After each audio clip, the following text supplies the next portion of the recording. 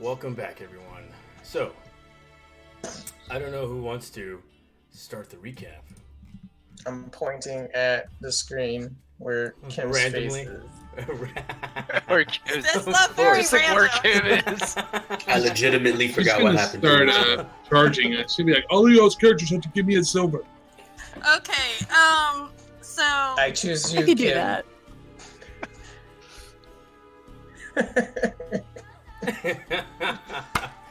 You froze her. Oh yeah, she's frozen. Oh, you did chill touch. The power of the touch. Chill touch. Oh, Chill Niv, touch. Niv just came back. Okay, back. Oh, Justin. Just are Kim- you? Oh, they oh both- no, they lost connection. They didn't save. What did you do? Oh my god, it's great.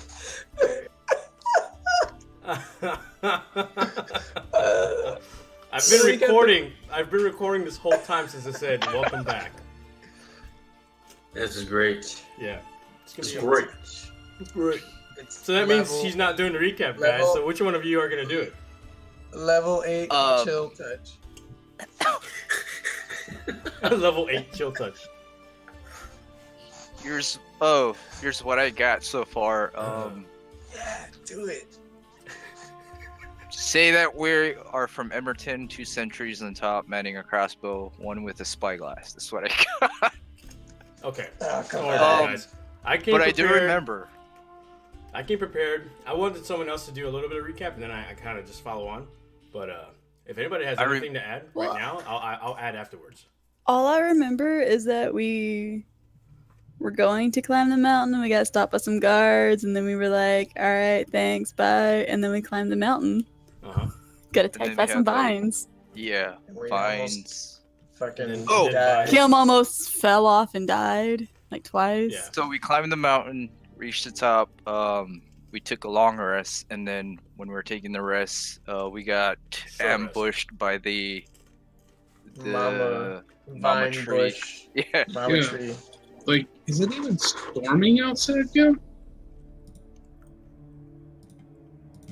It's not even Touch. storming, and then our fucking lights just go out. Oh Random. shit, that sucks. Whoa. Yeah, damn it, What'd Niv. you do, McG? It was Thunderwave, actually. It wasn't Chill Touch, it was Thunderwave. Bet It's you not wish you raining took here, those Jess. tickets now. Yeah.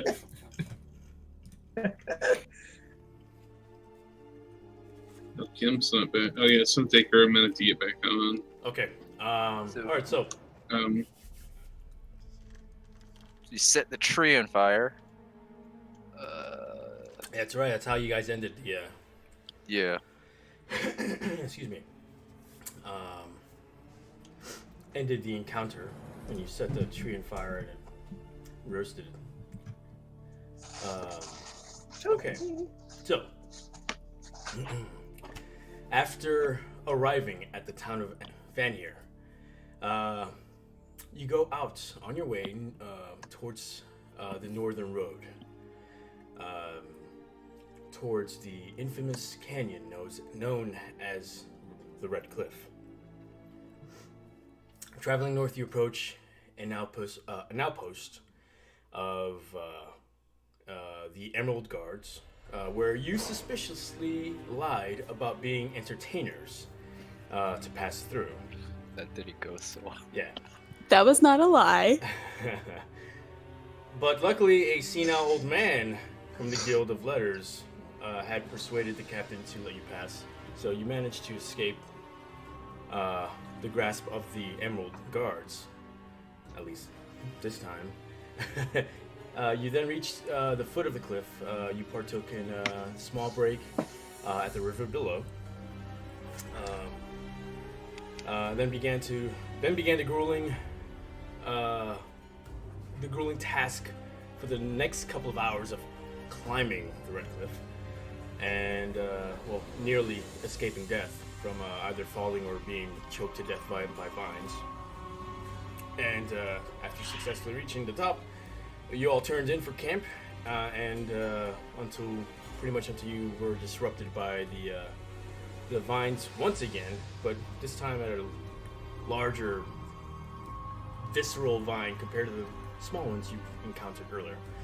But you successfully defeated this large plant entity, and that's literally where we left off.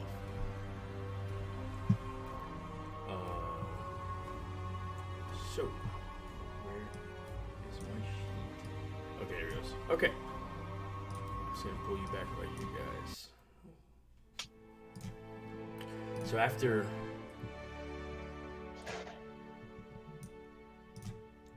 you've destroyed the vine, I should say the large vine tree, because it was attached to a large tree, you had Hellscream, Meliodas, and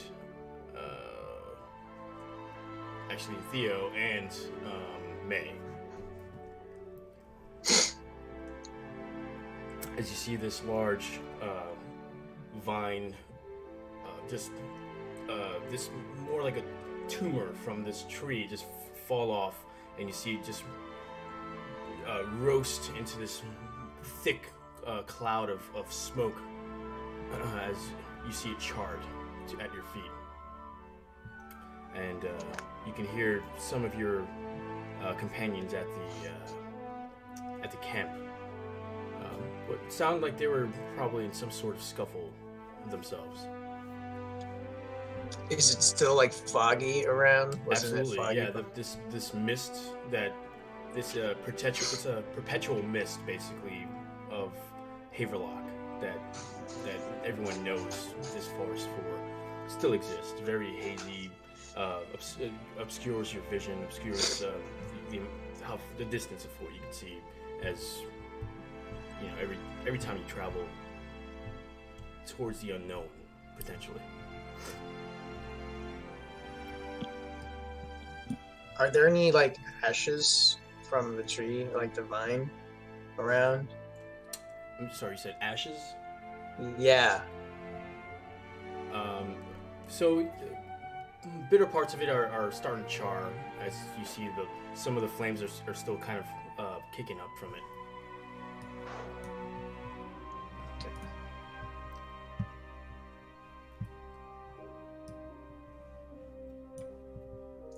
Well, on my inquisitive nature, I'm going to because I've never seen anything like this, I try to see if I could pick up a chunk or any left over from the vine itself, like even if it's ash or Okay, yeah. just So pocket it. go ahead and roll a survival check, just to see if you can get, as you look at it and see what parts of it are part of this actual entity itself, as you see parts of. Wow, okay, you rolled a 20. Rolled a 20. Yeah, good one. So yeah, you noticed one of the end points of the vines, and you just take a good chunk worth of maybe about 4 inches long, as at this point it's almost petrified and hard. Some of the outer layers kind of like ashy, and you see some of it crumbles, but some of the inner, the core is still kind of stocky, where perhaps dried up, like a dried up piece of like bark. Okay.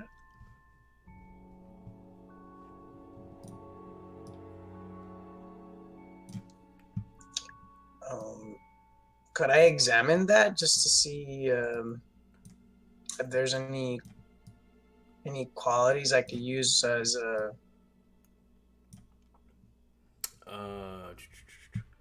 What are you proficient with as far as your skills? What is it you're trying to examine? Just like the creature itself?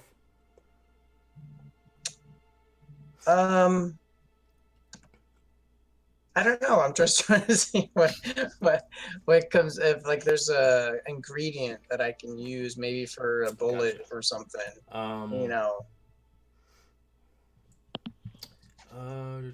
You're proficient with a Tinker's kit. I'm just and Tinker's kit, vehicle, land, and game set and cartography. Okay. From you know what? Just if that's the case, just roll a straight intelligence check, because you really don't have anything that would help you out. Right. with that. Right. I mean, Yeah. this is like towards where we talked about something. Mhm. That.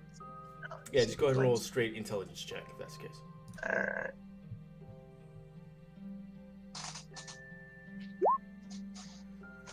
All right. Yeah, 4. It's a piece of plant. Just you're looking at it, it's like, man, this was a plant, and it nearly killed us. That's all you know from it. A memento from the battle. So, May, as you're there with Hellscream, Meliodas, and Theo, right after the vine had been perished, basically, and you can hear, just as you come back, you can hear some of your companions at the campsite. You can hear maybe perhaps they're probably going through a scuffle, but you're still in the mist as you rushed towards this area with great perception, and you ended up finding these other 3. But you can, at a distance, hear what potentially sounded like some sort of altercation on the campsite's end.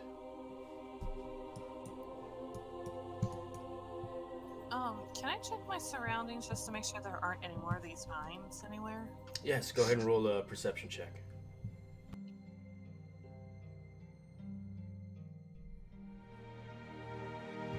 An 8.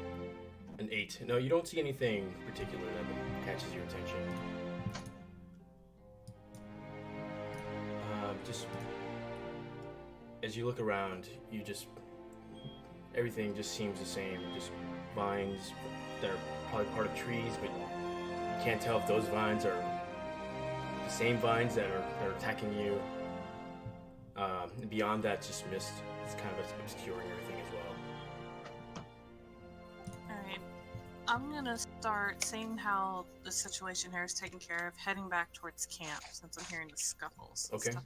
You're gonna have to roll another perception check, just kind of navigate through the mist as you kind of figure out where you can hear your companions and kind of visually suspect where you're going. A 19? Is May with Theo and He's- and another? She's with Are we- you, yeah, with Theo, Hellscream, and Meliodas. Okay. She just came to you guys' aid, by the way, and she like. Right. If you remember Right. last session. Yeah, I was running with you, Theo, when the other 2 ran off ahead. And I see how May is like very knows where she's going. And I'm just like, let's follow her. I do not want to get lost here. All right, so you guys start following her. I'm assuming Meliodas and Hellscream. I'm not sure what you guys doing. See, I roll over and give Hellscream a high 5. Don't forget, at the camp, I kind of like lit a large fire so that they could find like a beacon, so they could find their way back. Oh. Wait. Okay. Yes, do I see this beacon?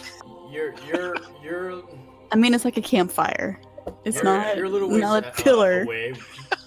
But from the distance, you can see a faint glow coming through the mist. So it definitely helps guide you towards it. But, you gather you're probably a good 60, 70 feet away from. No, actually, you guys were like 100 feet because it took you a couple of tries. Yeah, like 100 feet or so. Then what I'm gonna do, I'm gonna take out one of my shurikens and just kind of put a marking on trees every so often to show that I have been here, Okay. just in case if I get lost. Holy shit.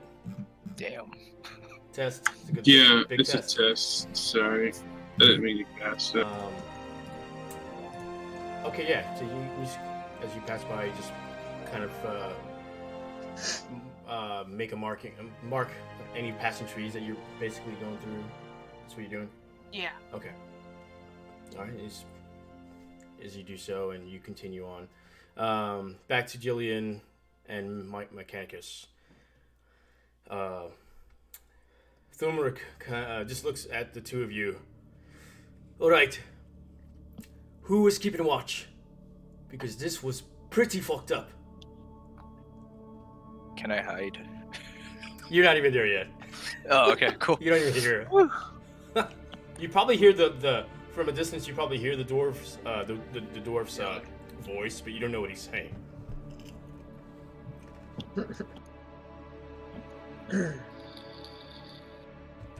He was turning to Jillian and Mechanicus when he was talking, and he's looking around. He's right now kicking some of the vines, like just to make sure it's dead. He's like looking around. He's like looks very paranoid at this point as he's just kicking around and making sure all the shit's like all the threat's gone. Mechanicus just kind of looks at him, then hits the vine again with a stick. Just kind of looks down at it, looks over at Thumric, kind of lowers his eyebrows a little bit, then turns around and starts stripping to go back to bed. This fucking guy. Nice. All right, Jillian, you're just as you there, just looking at your grandfather figure, just start stripping. I'm not watching. Or not watching. I'm sorry. Thumric just kind of looks around and he's wondering where the rest are. He just so. Anyone wants to mention where the rest went? It took them. Out for a stroll. They will be back shortly. If you don't mind, I would like some peace and quiet.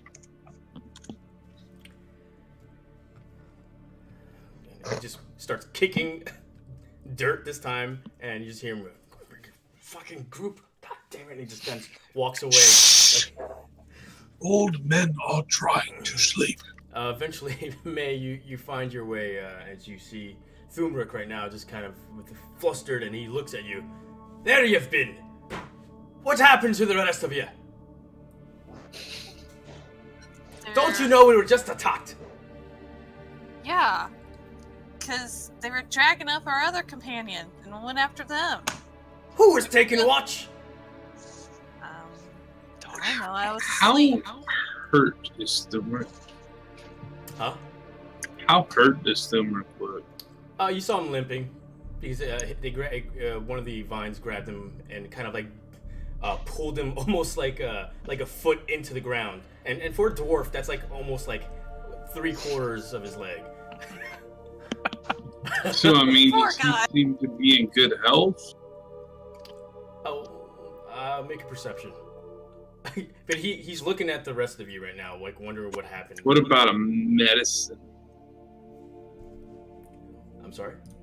What if I did medicine?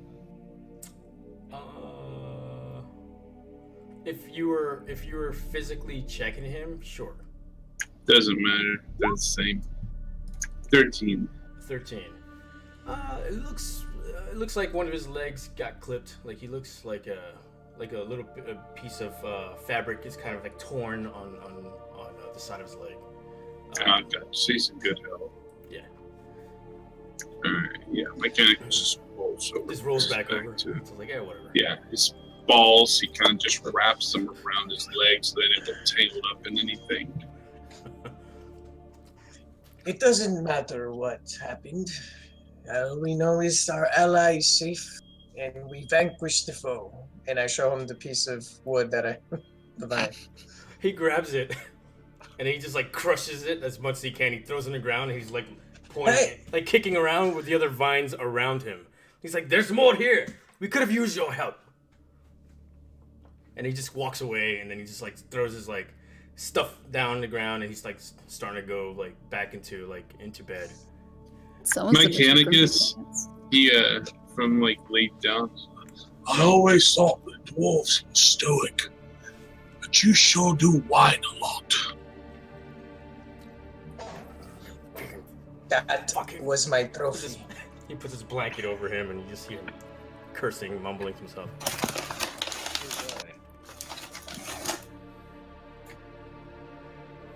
Would you like to come over here and lie by me, little dwarf? I will protect you from the big bad weeds. No response. He's just underneath his blanket at this point. It is about time you shut up. Now, let's get some sleep.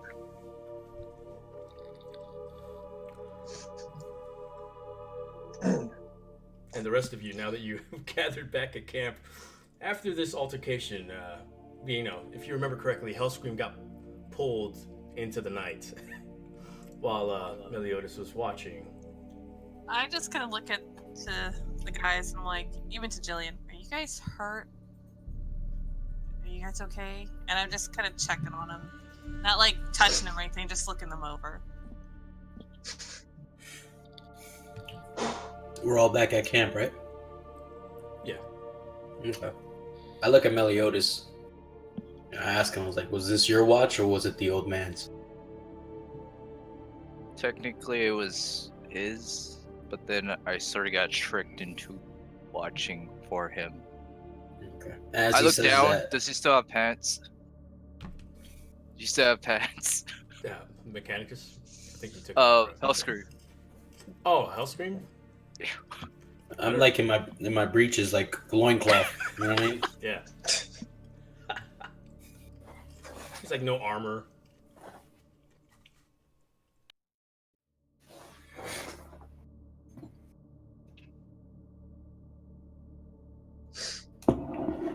I'm just gonna get comfy and go back to bed. Yes, we should all rest up. We have a long journey in front of us. Amen to that. Mm-hmm. So you all go back. I pretend. Slumber.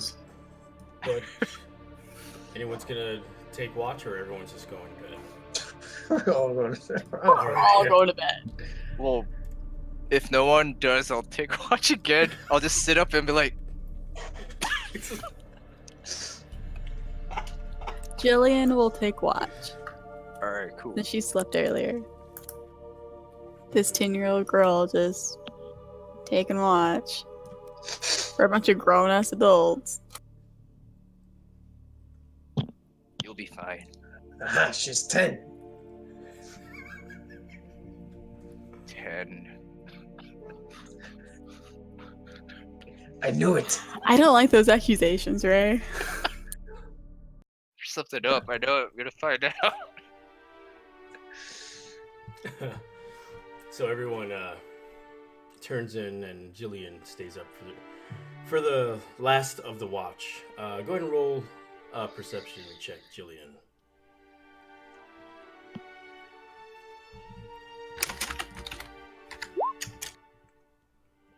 Damn. What'd you get? Oh, I'm sorry, a 19. 19.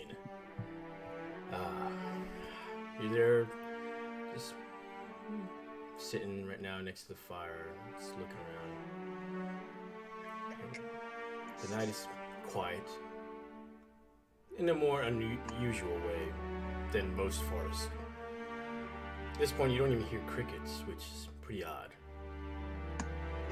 But nothing comes to your attention as the morning begins to slowly peak, as you can see the mist from a distance start to light up the canopy of the forest. Knowingly, it's morning at this point. Before everybody wakes up, Jillian is going to wake them up with a little bit of hurdy-gurdy music. Really loud. Very annoying. Hopping around. A hurdy-gurdy. Yep. Kind of like how Can I like we camp hear a with soundbite of that, trumpet. please? What's up? He wants a soundbite of the herd. Oh, I want to hear a soundbite of the hurdy-gurdy. Yeah, let me see if I can find one real quick. It's all about Roll 20 has something I can use.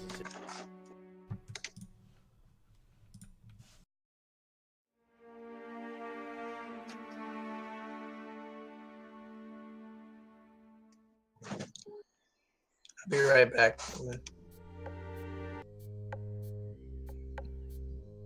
Just missed it.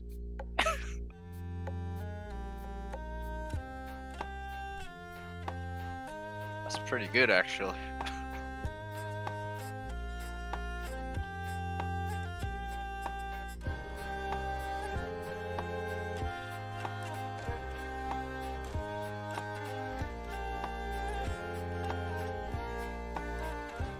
You're muted. I like that.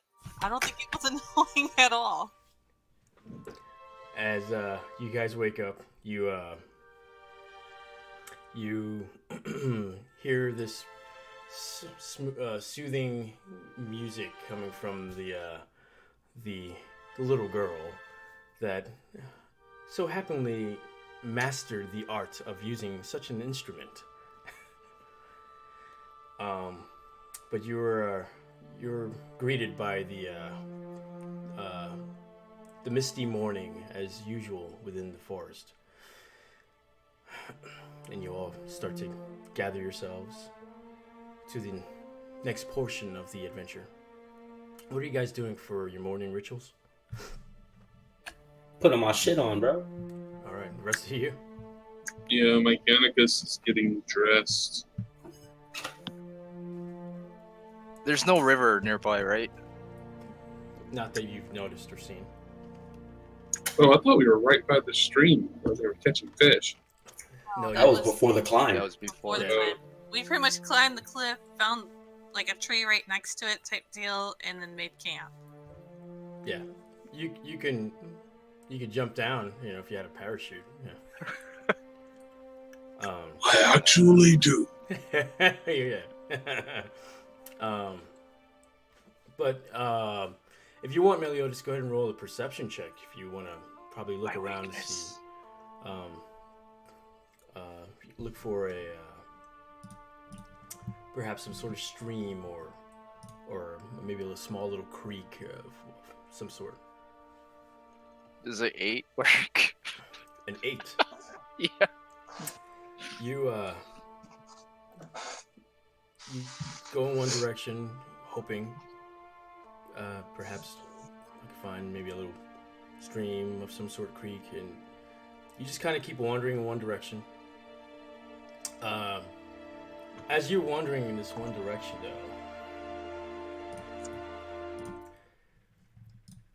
you are Me and my curiosity.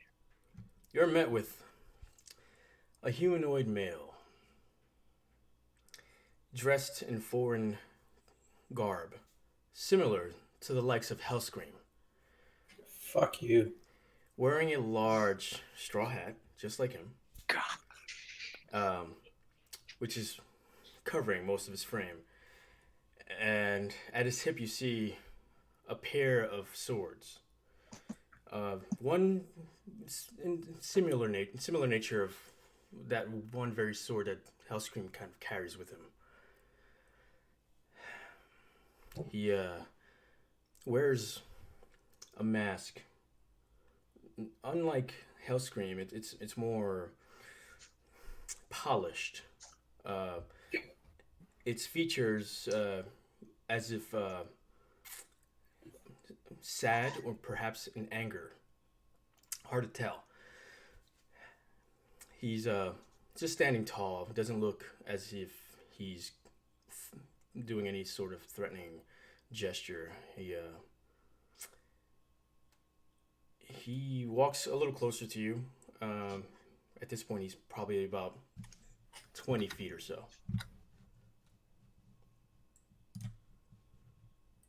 We all see this guy? He's about 30 feet from the camp. Meliodas is a good 10 feet off. So I raised my hand. He Hey. he looks at you, and from what you can tell from the darkened portions of his mask. Saiga ni watashi wa anata ga tame. Samesumate sawaseo. Yes. Hellscream. You here. Finally. Many hours I have waited for you to wake. In your common tongue. Oh wait, As, is he speak? Oh, that's not orc, is it? no, it's not. Okay, cool. What language is that? That's Do I know it? I don't recall. Hold on, let me see. There. No, you didn't. Wait. Yes, you do. Forgot to. Outlander is part of it. Yeah. Yes, you do. Hellscream. As you hear this and you look up, you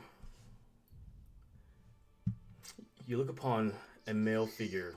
You notice right away the raven design on his armored chest. A member of the Kadari clan. It's one of the many clans within the Badlands. One that you normally would either go into altercations in melee, in scrimmages. Not necessarily the most welcoming. Figured. So this guy, I heard what he said. Obviously, Yeah. 20 feet. You said 30 feet. He's about, I'd say 20 feet at this point, as he walked a little further in. Dude must have been yelling. He's like 5 feet. He's like 10 feet from you, Meliodas, at this point. He's looking, at this point. He's his attention's towards you. I don't know why my music stopped. His attention's towards you at this point. Hellscream. As far as what you can tell, I would never imagine a Gorak as yourself to take such luxury in deep slumber. You have certainly disconnected yourself from your clan. And what do you know of the Gorak clan? I know enough to sway and avoid such altercations with the majority of them. But I have traveled far to find you. And the reason for this is? He's kind of walking sideways, looking at the rest of your companions. Mechanicus trust of fierce. Stick up. I am Durdas, the Blood Moon. I come from the Kadari clan. I have come to claim my right to challenge for the sword wielder of Gorak clan.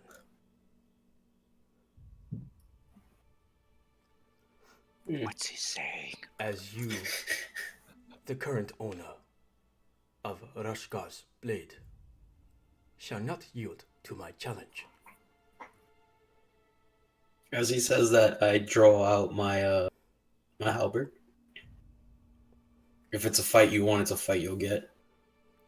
And in doing so, I kind of like tell everybody else, this is my fight. As you say that, you see two others from behind him start to come out of the mist, walking, not threatening. They're just kind of walking timidly towards the opening where he came from. You see one, a female with a yellow shroud kind of covering her face. The rest of her face, you see these weird markings, kind of these lines, scarring coming through her forehead towards her hairline. She wears like this really sleek-looking armor. It has some sort of embroidered design on it, but you can tell it's probably for mobility. The other is a male figure, which doesn't wear anything over his face, but you can see the disfigurement as one side of his face looks like it's kind of drooped over, a little over, like one eye sits a little lower than the other, but very very faint difference. But you can tell there's a huge disfigure, like almost like half his face is kind of shifted. Which he wears more of normal traveling clothing, not wearing any type of armor like the other two. Your friends have, sorry,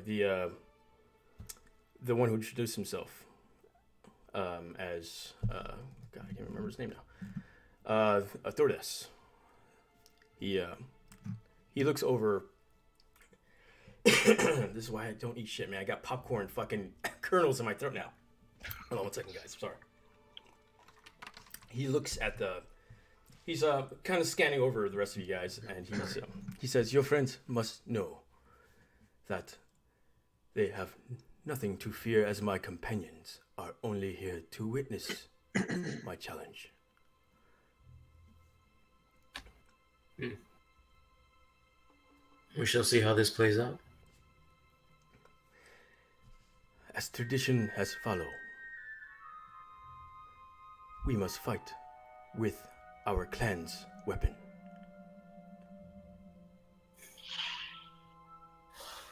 So, I hand over my halberd to Meliodas,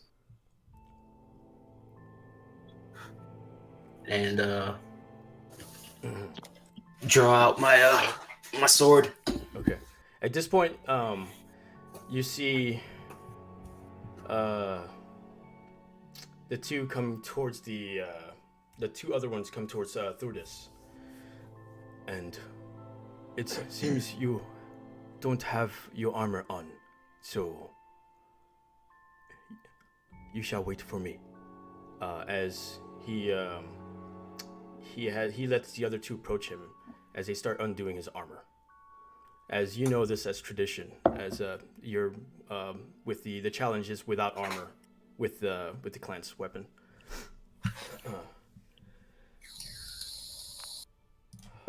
All right, hold on one second.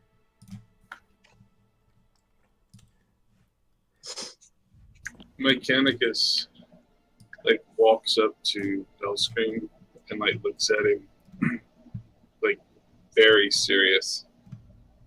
And like you kind of see like a seriousness you've never seen in this old man before. He kind of puts you between him and the rest of the body, and he looks you square in the eyes, and he's like, "Can you beat him?" Have you ever seen me fall? I saw you almost fall off of that cliff. Now, can you beat him? Off the cliff? I assure you it was Meliodas and not I. I saw all of you fall several times. Luckily, you didn't see that. Now, can you beat him? Whether I can beat him or not, it's my fight. As you I will respect that then. And Mechanicus is going to walk off and not interfere in any way.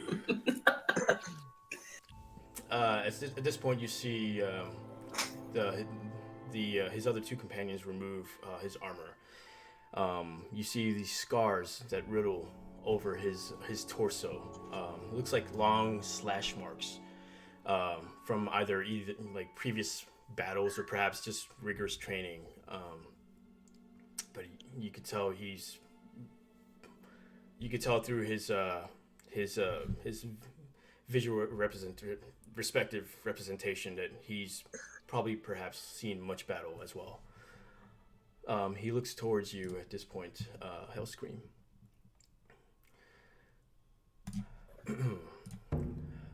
When you are ready, Hellscream of Gulrock, know that I will hold traditions You know, they say it's respectful to ask your opponent's name before combat. Tordes, the Blood Moon. Shall we begin? House Green goes at the ready. Better not die, Hellscream. I kind of like lean over. It's like, just no. We're going dual mode. Is it? Pull up the duel sheet. Oh, shit. Oh snap! I don't know what he's saying, but if there's any foul play, we have your back. Let's see if I can remember how to do this shit. What the hell is this? This is a system I added. It's pretty cool. All right. If you remember, you have two actions every round. Mm-hmm. One major, one minor. Yes. Mm-hmm. Every round, there's an initiative. There's other things you want to remember. Picking up a weapon is a minor action, or you yield composure. Getting up, you can either spend a minor action or yield composure. It's all right there. So just remember that stuff. Yeah, or I could save one of my points for a reaction. That's right. Yeah. All right. And Fight. Boom, boom, boom, boom, boom. get rid of all this shit. Round 1. Jillian's just watching on the sidelines, super confused. Like, I don't know what's going on. They're gonna fight. I mean, I get that, but I don't know why. It's a man thing. There goes his initiative. It's a man. As he brings up his sword, he's holding it in the upready towards you. You forgot to select your token, by the way, when you did that. Just do it again. And right now, he's looking at you, waiting for what looks like a reaction from you. But you rolled a 9, so that's you're gonna be up first. So I just click on it and then roll initiative after. Let me see if I could do it for you. Okay, yeah, it's fine. You go forward first anyway, so it doesn't matter. So go ahead. I just fucking canceled out the dueling sheet. Holy crap. Yeah, it's Oh, alright. you reworked it. I know That's you're pretty nervous. cool. Yeah, there's a couple of new things I added. So the X is your composure, FY.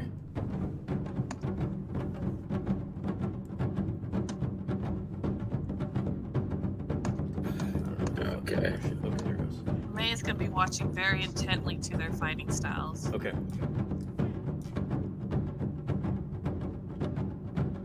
Oh, that was the music. I was like, who said hey? I was like, Hey! Now, does Mechanicus know? Like, is this a fight to the death? Go ahead and roll a history check.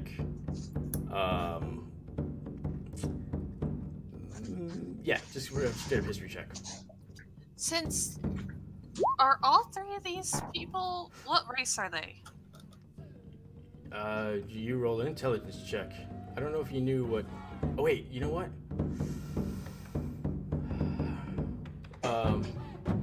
Yes, you would know in your monastery. You've come across Vakala before. It's from the Badlands, or they're Outlanders, what they call them. You're good, man. Hellscream. For Yeah. Mechanicus, from what you've read, yes and no. It's never a definite. Gotcha. All right, so you can go ahead with the first attack. Let me know what you're doing. So with my first attack, I just kind of want to just... We're going to go for a regular standard attack. All right, standard attack. I gotta keep like 2 sheets open on this bitch. Like, hold up. I can't even take this to my second monitor. Fuck this, bro.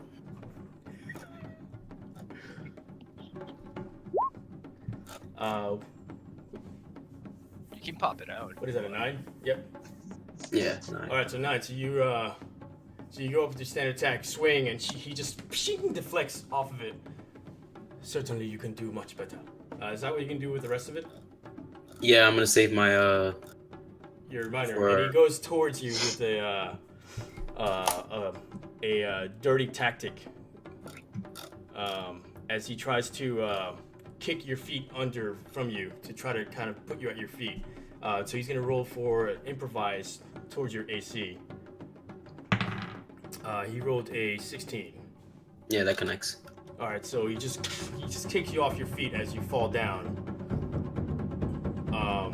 Right now you're pruned, and he's just kind of just standing there at the ready. And then roll initiative again since he's waiting.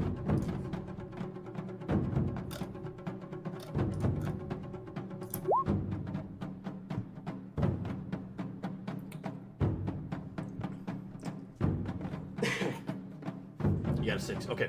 Yes, and he's gonna take at this point a standard action. Tries to attack you. He rolls a 4, plus he misses. I rolled a natural 4, so he misses you at this point as you're on the ground. And for his minor, he just stays at the ready. All right, so me getting up, that's a minor action, yes? Yes. All right, so let's do that. Where's my freaking music? Okay.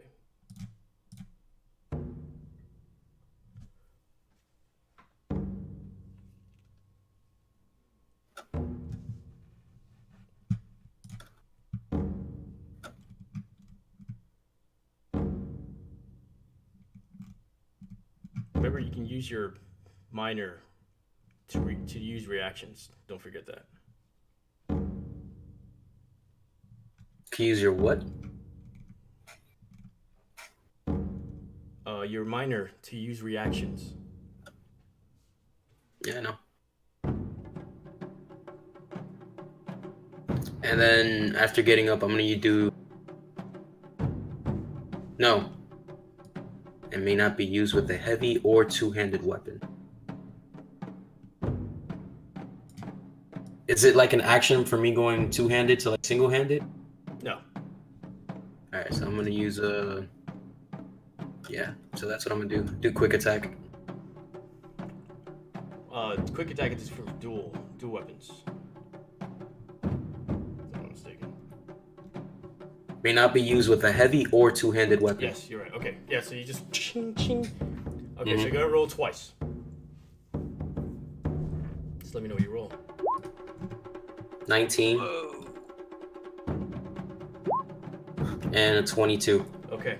So 4 damage, and the second one is half, right?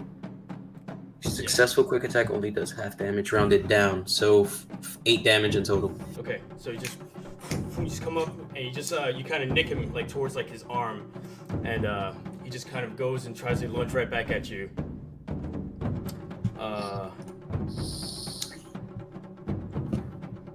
And that is actually, yeah, it's rolled again actually because that's the end of the round. 23 for him. Doesn't matter, he goes first. He goes with a leaping, lunging attack as he thrusts forward. At this point, leap forward and attack. He with a leaping attack. If he misses, he gets a -5 to his AC. Remember, and he does. As he leaves himself open with a thrusting, lunging attack, and he does nothing for his minor.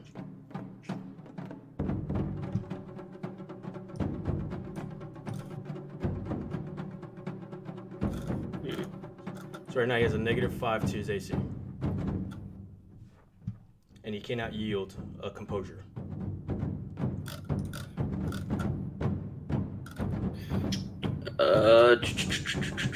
So we're gonna do a standard attack. Okay. Standard attack. 13. 13 hits with the -5 AC that he has. So 7 damage. As he leaves himself open and you just catch him like down the chest.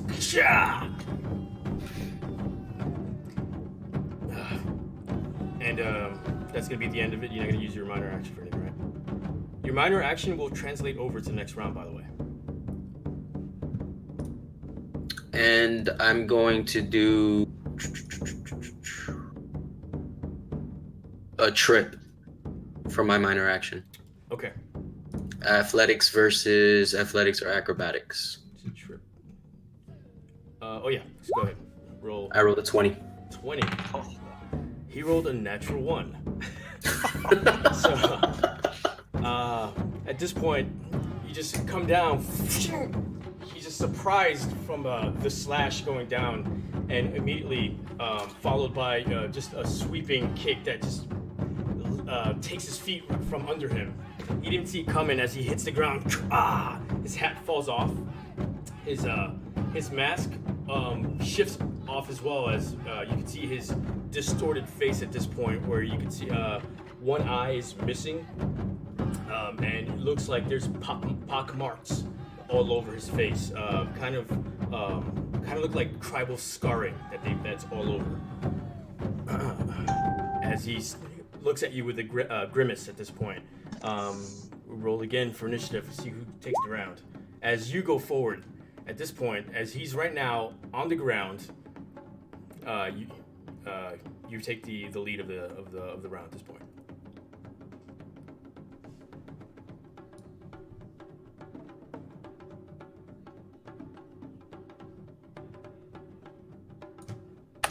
Fucking mic was muted. All right. So since he's on the ground, does that give me advantage, or is the advantage being able to go first?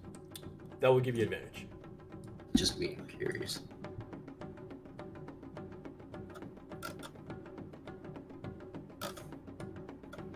All right. So we're gonna go for a standard attack here again.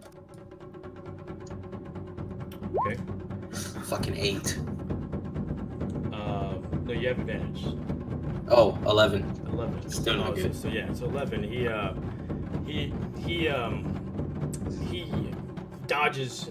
He rolls over just in time as the sword kind of goes down, and he then use a yield to get himself back up as he loses 1 at this point. All right. I'm gonna leave my minor action. Okay, and he then goes lunging forward to you for a standard attack with a natural 19. So I'm like, I think it's 20. Crap, I can't even do math right now. I'm sorry. 25. 25 to hit, basically. So that plus with 11 slashing damage as he just goes across towards your shoulder. And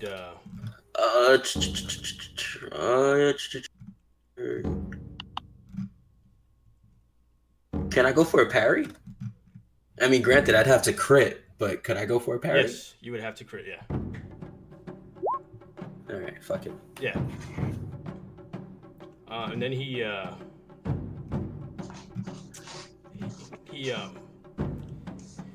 after that he goes in for a bind and trying to lock your sword into his. Isn't yielding taking an action though? The what? Yielding is taking an action. I did it by action. Yeah, you're right. Fucking Never mind. exploit over here, bro. Roll initiative. Go ahead, roll initiative. 6. I rolled a 12, but it didn't fucking translate because I didn't click on the damn icon. Okay, I'm just gonna roll again, which is 17. Whatever. I was gonna go first. Okay. And at this point, he goes at you with another lunging attack. This time, it looks a little more reckless as he goes towards you. Lunging attack with a 25 again to hit. What the fuck? Which does another 1d8 damage plus on top of whatever he does.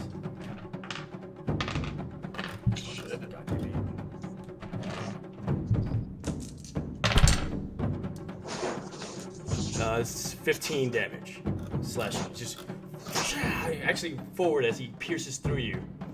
As he catches like your side as he's going forward. No, he still gets the -5, right? What did it say? Where? Leap forward, 1d8 on success, but you get. Yep. Yes, he does.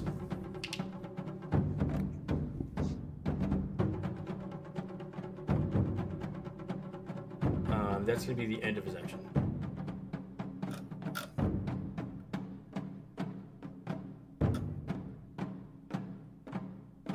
Real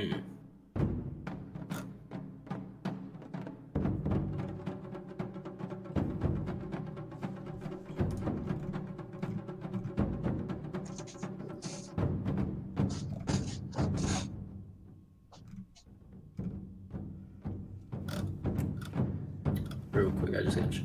All right.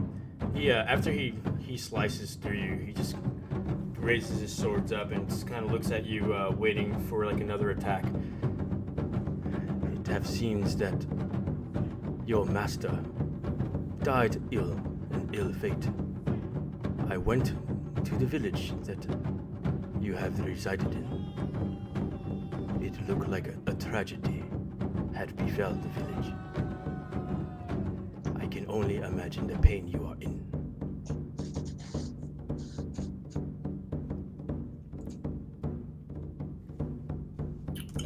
Hearing that,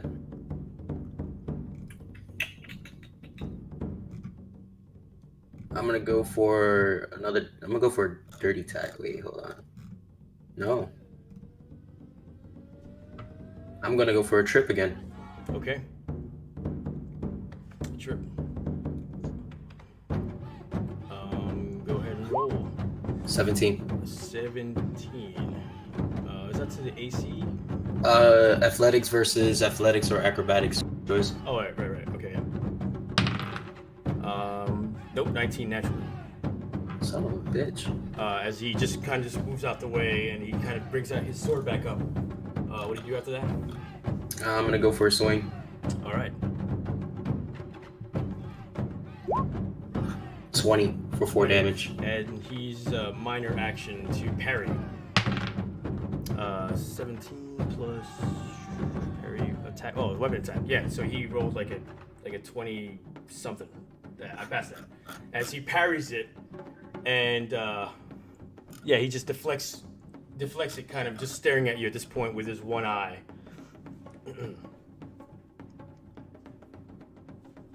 And we roll again. That was the end of it, right? Yeah. 14. 19. So you go first. Go ahead. So we're gonna go for standard attack. Standard attack again. 23 for 8. 23. He's gonna try to parry. Oh, I can't do that twice. Never mind. You weren't supposed to parry that one either. No, the first one the other one I can, not this one. No, the first one you shouldn't have parried. You lunged attack, right? Yeah. Yeah, you said you cannot take any reactions until next. God damn it. Yeah. I just realized that. Good job. Sorry. Like breaking my own game here. Yes, you're Yep. right. So that's 4 plus the 8. That's 12 damage. Okay. How much? 12. 12. Okay, and then your minor. I'm gonna save that. Okay, and he just comes back at you again. Standard action as well. He swings at you with a 17. I'm gonna go for a parry. Okay. 17 natural or 17 together? 17 altogether. Fucking 13. And you take another 7 damage from that attack. What's your health at right now? 12. All right. At this point, I have lost my sheet. Sorry, bear with me right here.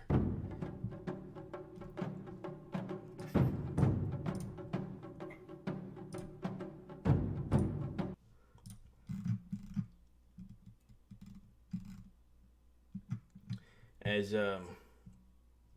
at that last swing, as you feel the warm gash kind of begin to at this point begin to burn like fire,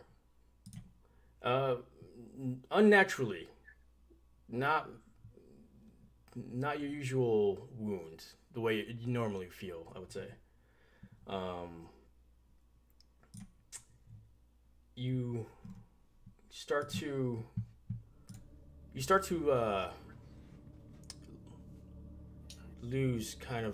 start to lose a little bit on your vision as you start to darken. You feel like as if your bloodied face or through melee or in combat, you feel yourself blink, but nothing but darkness come over you. As you continue to try to pursue sight, you begin to hear a familiar voice.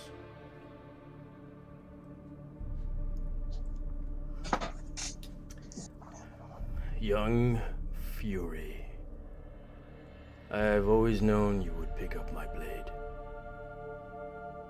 I've waited long for you to reach this moment. At this point, it's just pitch black, and you hear the voice of Rashgar.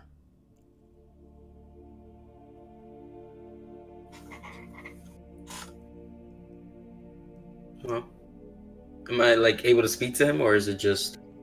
I don't know. You don't know. It's been a while, Master. Yes, it has. And it is time for you to finally take up your role.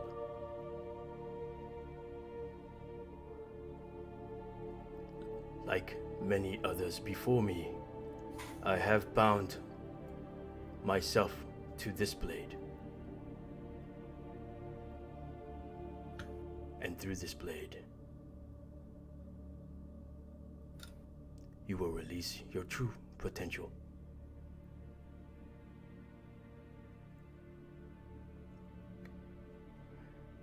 What And do you speak vision of? comes back to you, and at this point you see Thodar coming towards you as he's about to attack, and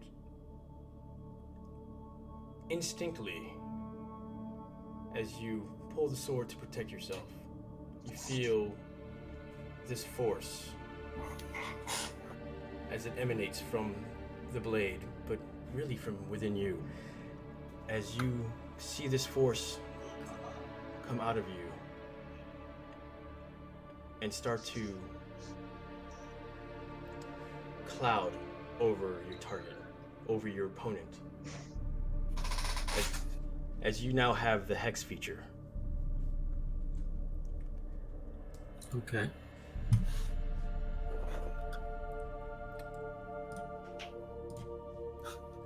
Go ahead and roll for initiative once again.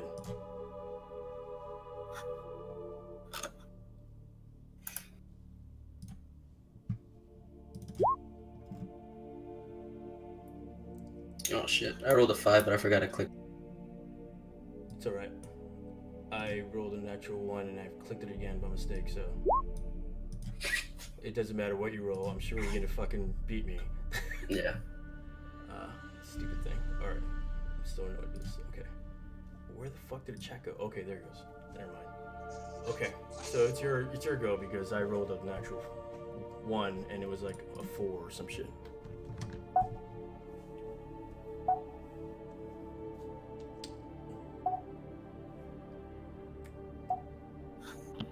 I'm sorry. What was that? We're outside of a duel at this point. Okay. Just a normal attack. What you would do. What would you do and what you have now? Well, I don't have my pole arm, so. Doesn't matter. You still have the fucking new shit that you fucking went for. So yeah, I want to do. I want to do. The what? Obviously, I want to go cast hex. You already did that. That's just naturally what happened. This is part of the transition. That's all it is. How does hex again? What are you, Elscream? What are you? I hate that I can't like actually see like what it is. It does a 1d6 extra damage if on a successful hit. Get it? Yeah. Remember, you have booming blade now. That's what I was trying to tell you. Yeah, let's actually do booming blade. That's what I meant, man. All right, relax. Yeah. Just I go was there real quick. contemplating Eldritch Blast sounds too shit. And let's just do the attack. Holy crap! Sorry, like everything's like so minimized. It's like scrolling through this much. All right. Wow, 12. Yeah. Are you Eldritch Knight? For the sake of brevity, your blade finds his blade, which shatters it with this booming white force as it passes through it, finding its mark. As it cuts through center of mass. At this point, as you see the one eye of Blood Moon himself looks at you, and his breath leaves him for the last time as he slides off your weapon and hits the ground. You see the other two at this point just shocked at what just happened. As you see the this dark haze emanating from your opponent, and slowly the haze disperses.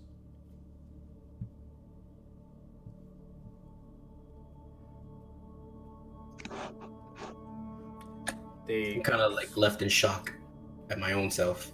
They slowly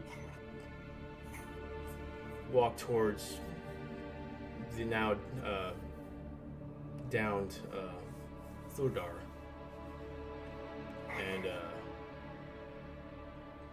they look like they start covering him within his own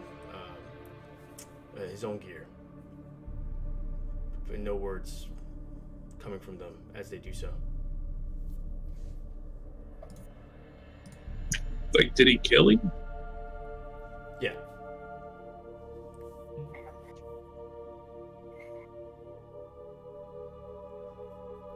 Bloodied and beaten, I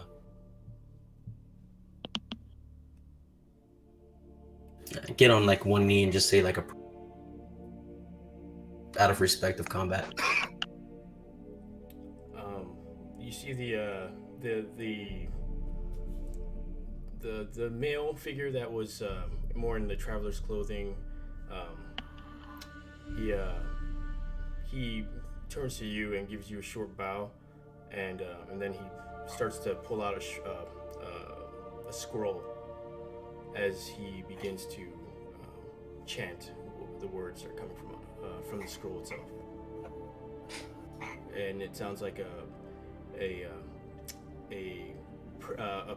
prayer to send off this warrior.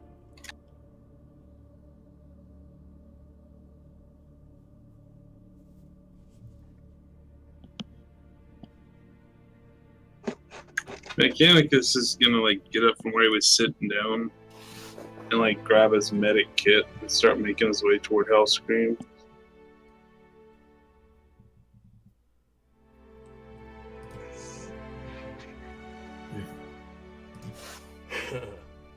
Jillian kind of looks around confused and she's like, should I cheer? Is this a cheering moment? It's a bittersweet victory. Yay, Husky. It seems it was a battle to the death. How they did manage to find you all the way up here? Somebody must have told him of our whereabouts. But he Question is, fought who- bravely.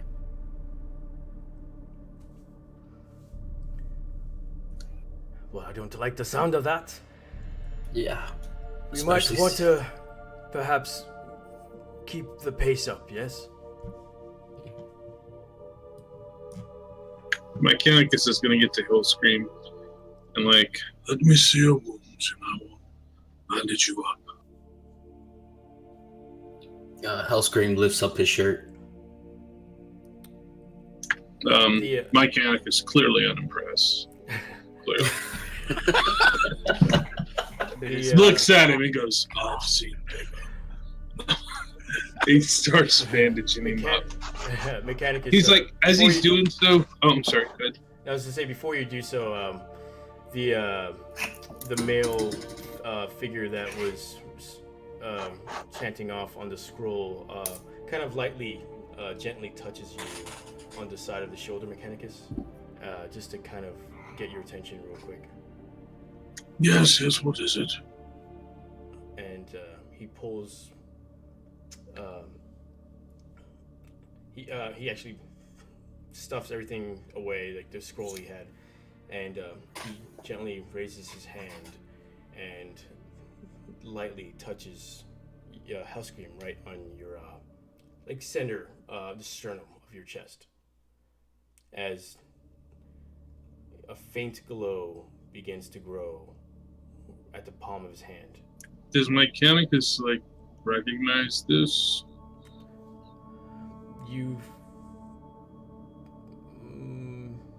I would say you don't recognize it, but you are perhaps read in the sense of what he's doing. As you notice this divine glow coming from it, and you see the scarring, or the slashes become to close into scarring as they look like they were burned and cauterized. And Hellscream, you felt a sense of burning sensation at first, and then it goes away, almost like a hot coldness. Sorcery is this. But you're back to 30 points of health right now. In total, or do I gain 30 points of health? 30 regained, I'm sorry. Fair enough. Could you remind me what I know of their race? Do I think that they're the fairy tales of like boogeymen type deal, demons?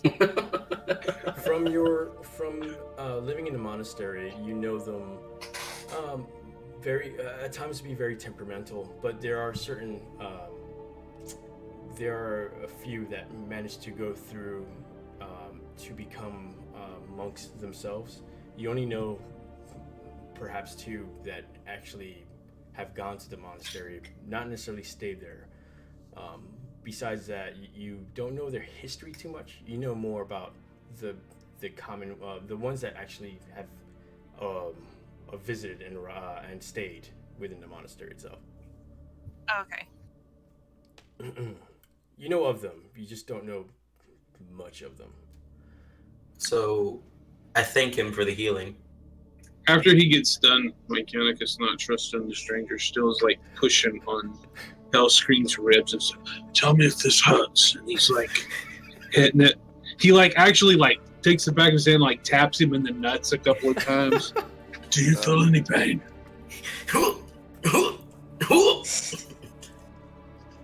Smack his like hand away.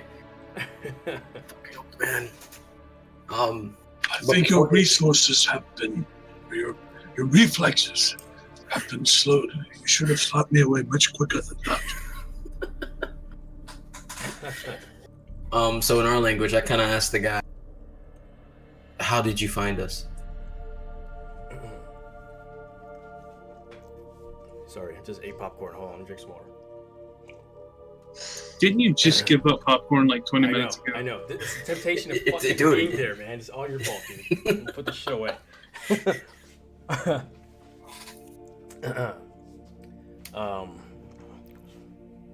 He looks at you. Excuse me.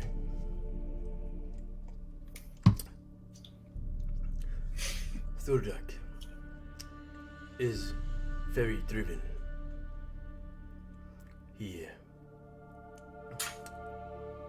His searching has taken him across from our lands.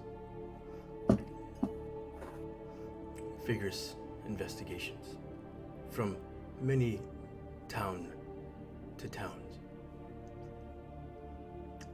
It seems that you are probably the only one of our kind that have made some sort of ruckus.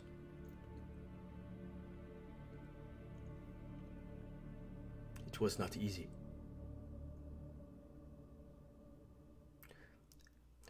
Pardon me. I must bury my companion. As the two of them already have been continuing to dig up a hole. They're like digging a hole right there. Like off to the side, yeah, to place him in. They're not gonna carry him home. Can I help them? Sure. I stop Meliodas before he does. This is their companion. I'm sure he'd want it no other way. I give him back his halberd.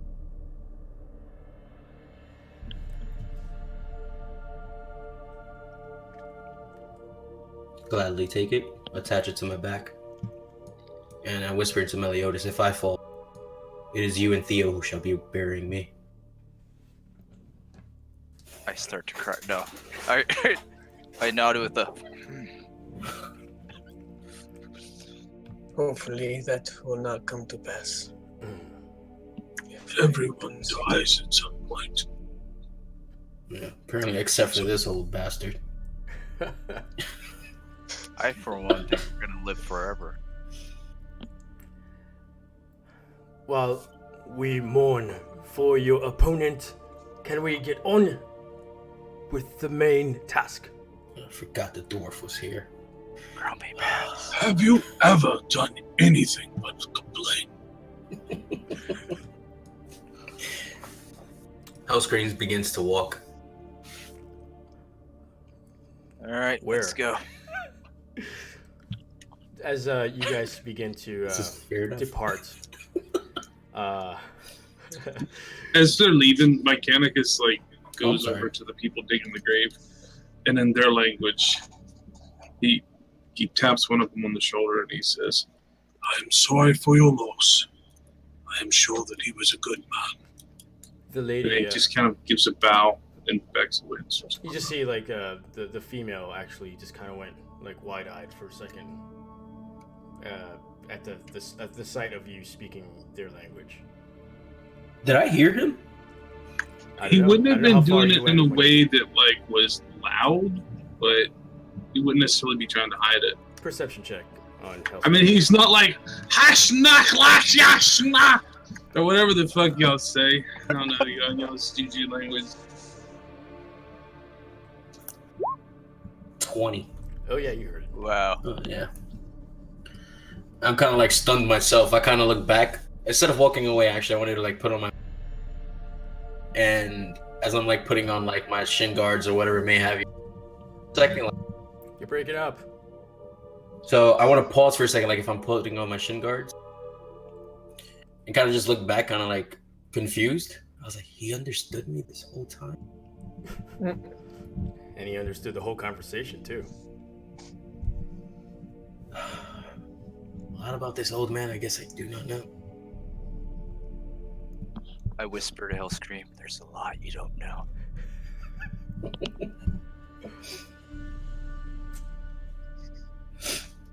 And at this point,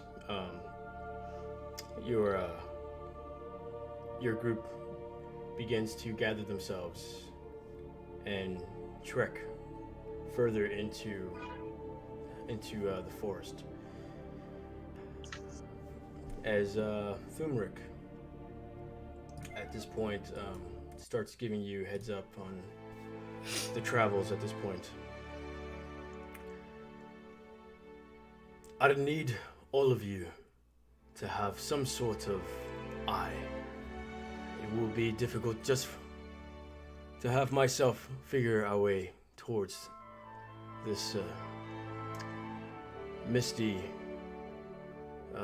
roots of the forest itself. As he's kind of trekking and looking about, we need to find a trail. It's from my previous adventures through these blasted forests, we've only found one. Perhaps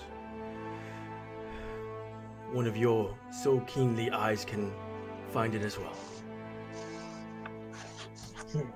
As at this point, everyone's kind of a little bit spread out, as he's intending everyone to kind of have everyone keep an eye on each other, but at the same time moving forward through the forest. Anything in particular we should be noticing? I believe he wants us to look for a trail, so we probably should try to notice that. Yes, I heard that. As you, at this point, continue, you can see the glow of the sun at this point begin to take point right above, as you suspicion of perhaps like the midday had just arrived. As you can see the glow coming through the mist itself, and the cool, chill stillness that kind of permeates through the forest still lingers as you up higher towards the in altitude, as you're starting to feel a small chill going through you. At this point, I want everyone to roll a perception check. Hey! Oh. What did everybody get? 21, 9, 8, 20, 15, and 12. Yeah. The highest is David. Meliodas, second is Theo. For the first time.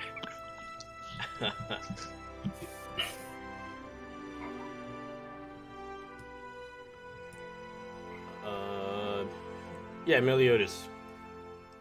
And Theo's what? 20. Okay, yeah. The both of you, as you're continuing through, you see a stream. From a distance, you can hear it. Actually, the stream of just trickling water, just going about. And as you continue on, you see this grand opening of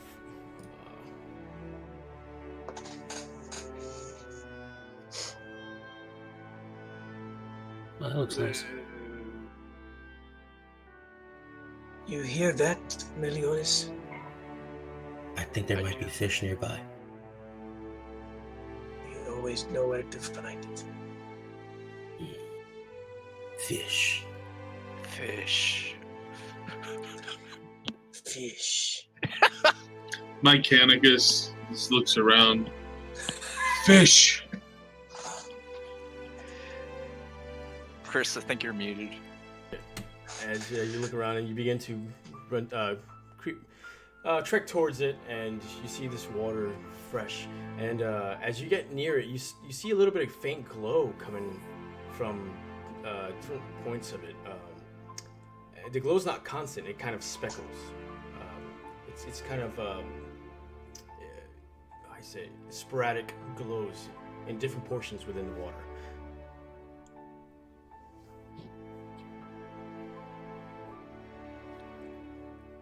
Can I perception check, see if it's in the water or what it might be? Yeah, go ahead, roll perception.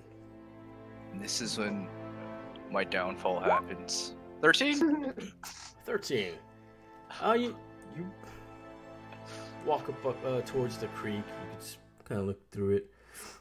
It looks like there's some small little minnows, just trailing about. As you continue to keep looking, you see that the glow are coming from these little, what looks like perhaps little minnows, like little tiny fish, real tiny.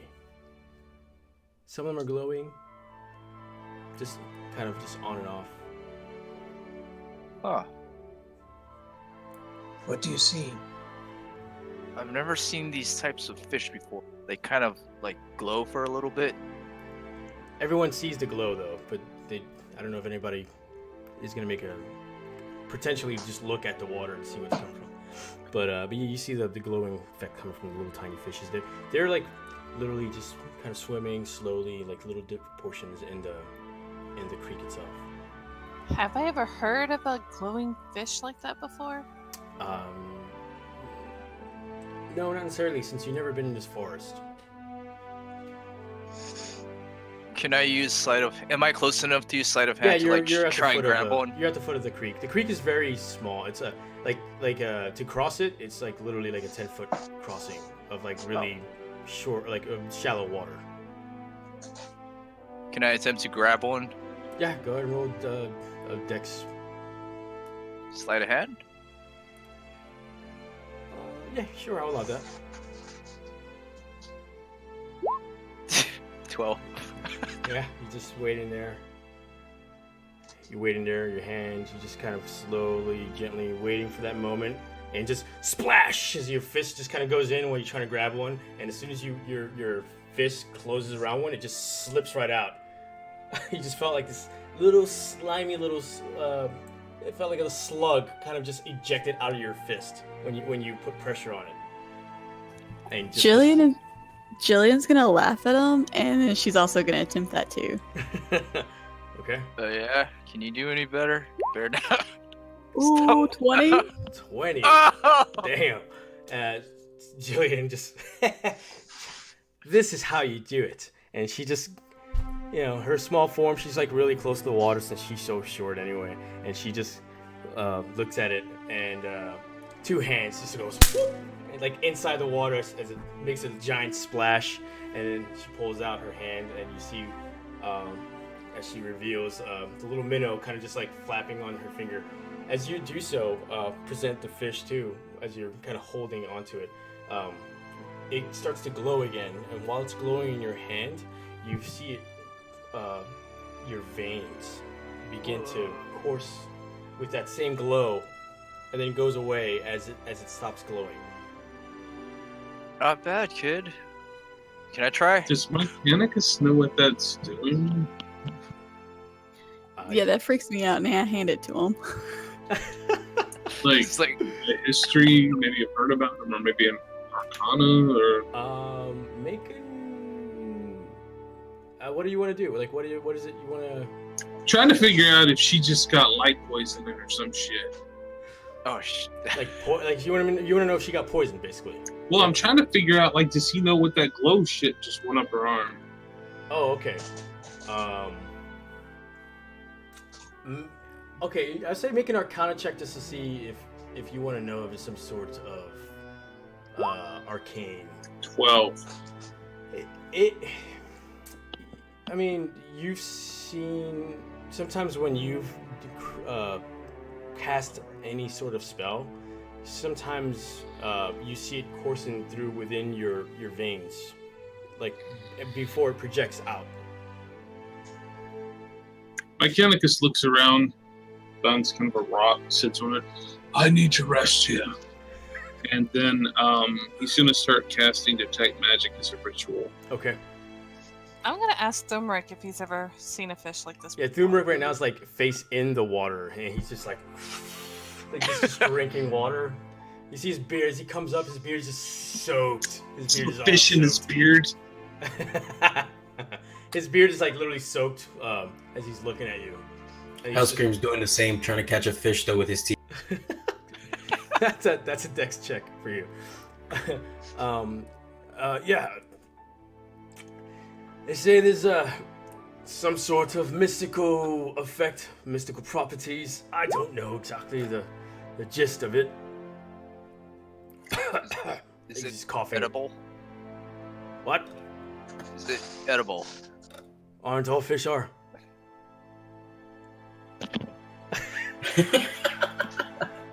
Straight sushi. How does it taste? It tastes like a creek water. Like the It's not necessarily like river water. It's more stagnant at times when it's raining. Oh.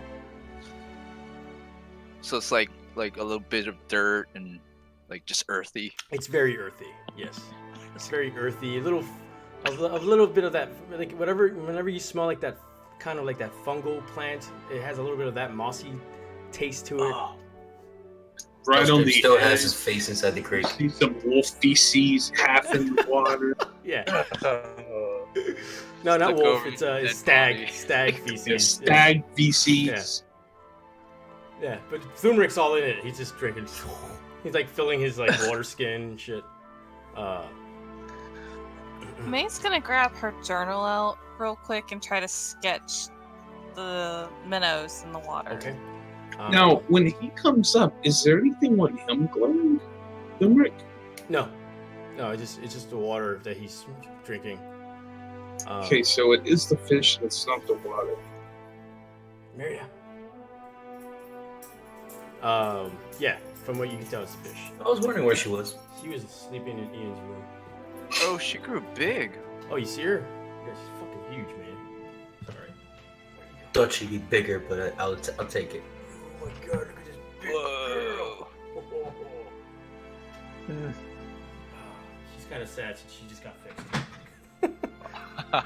All right. Your spell ends at this point, Mechanicus, and when you look around, everything is glowing. By the way, everything glows sort of like a different color every time. As you normally, you're very much used to casting the spell, and one way of doing it is you kind of figure out what class of arcane art anything is by the coloration that certain things glow. But as you do this here, it's almost like turning on a television of white noise, where everything's just kind of like everything always changes within the mist that we were in. But as you look down in the water and you're looking at the fish,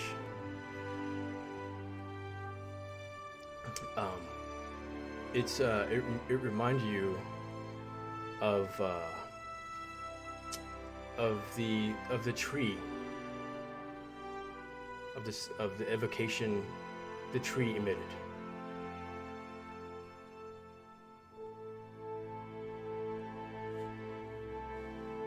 We should probably catch a few of these fish to take along with us.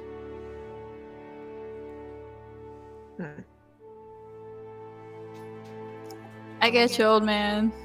And Mechanicus is gonna like take off his boots and roll up his robe and the pants underneath and wade out into the water and start trying to catch these fish. Okay, whoever's gonna try to catch some fish, let's see some rolls. What are we rolling? Sleight of hand, dexterity, whatever. 6. Yeah. Oh. 8. A 6. Everyone's just flopping her. 12. Oh I man. had a 13. Jillian, you managed to catch another one actually with that 13, as one went right into your fist. Everyone else look like fools to Thumric because he is bellowing with laughter. You all look like idiots. As everyone is kind of like splashing into the water trying to get minnows. And he's just Theo is kind of shaking his head and he's like, well, there's one sure way to do this. And back in Never mind. So he takes off his kind of some of his gear, and he takes he has a shirt. He uses his shirt, and he's gonna like kind of create like a sieve with his shirt. And can I roll? Nice. Back in the old days,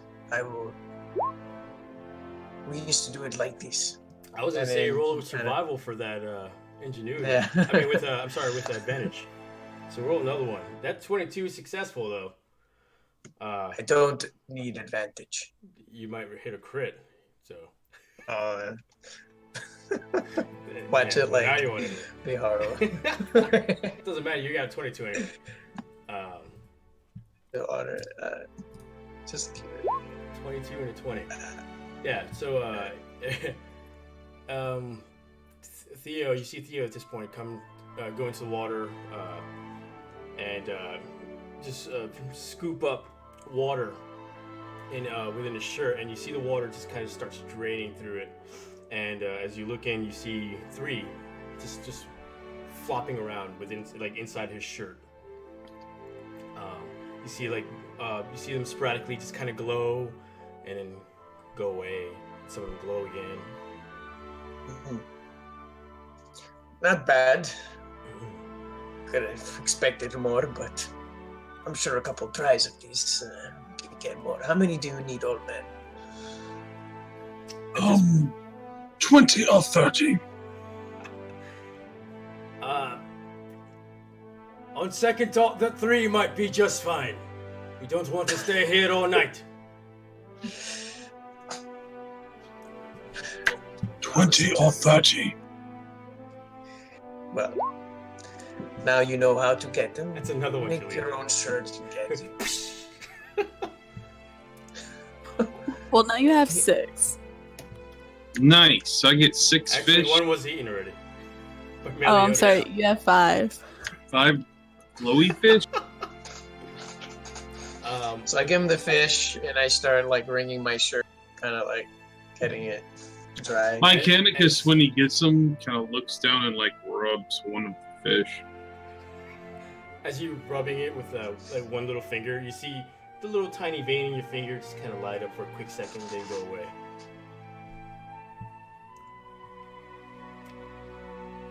All right. Puts them in his pocket. I think You're that's gonna enough die there. lollygagging.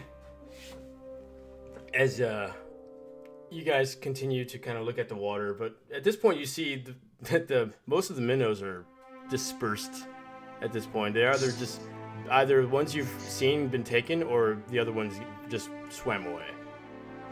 We scared them away. My Yeah, y'all Canicus did. is going to take a like giant drink out of his water skin and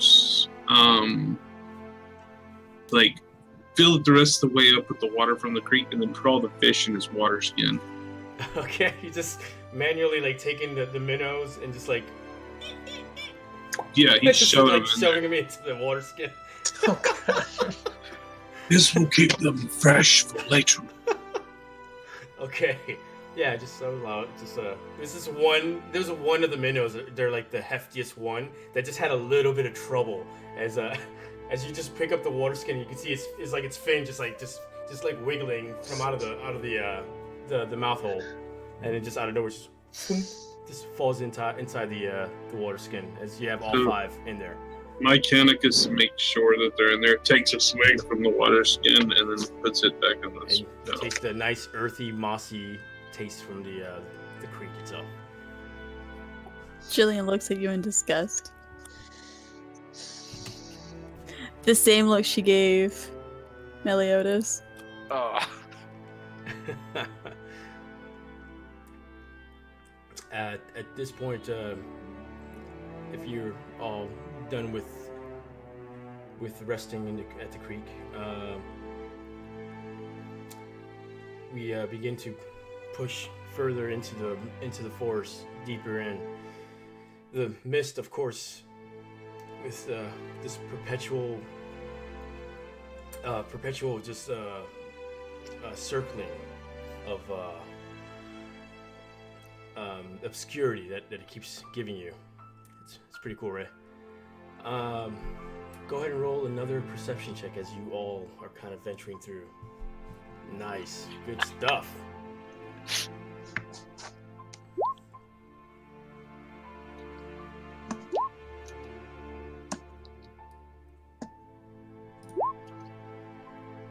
Nine. I got a 17. Ain't that 7. Hellscream no Spanish? He does now, right? So Hellscream, Hellscream and Theo, actually, this point, you're venturing another 30 minutes or so deeper into the forest. Your eyes capture just for a moment where the mist dissipated in an area where you see an opening, and in the opening you can tell there perhaps maybe proper room to actually trek through instead of trekking through like the woods itself in the thick forest. So he believes that we see a path. You see an opening.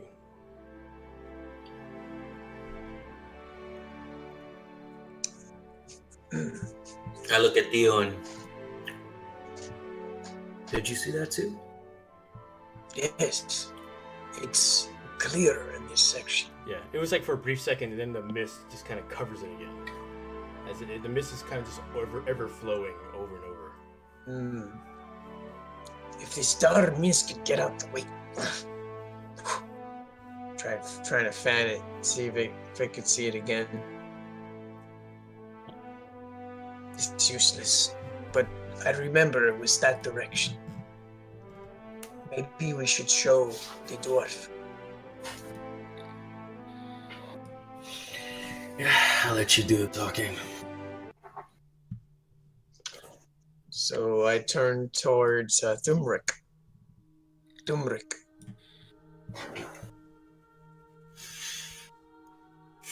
Over here. Check that area. Is this the path you're looking for? Let's see. As he starts heading that direction, I'm assuming everybody's kind of just trekking, following from the area you pointed at. Yeah, sloshing on behind. Yep. As you manage to get through the thick, heavy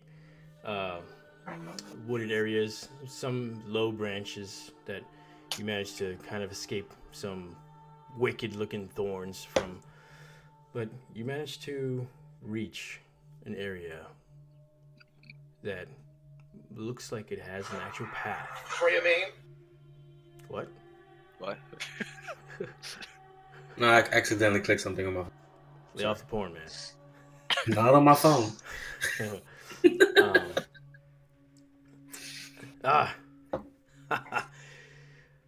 Glorious, we found it. We shall be till nightfall till we get to the ruins. If we be quick, perhaps even sooner. As this point, you are on the main road at this point that Thumric was speaking of, towards the ruins themselves. And if we travel by night, do you think we'll make it there in the morning? The last thing we want, lad, is to travel at night.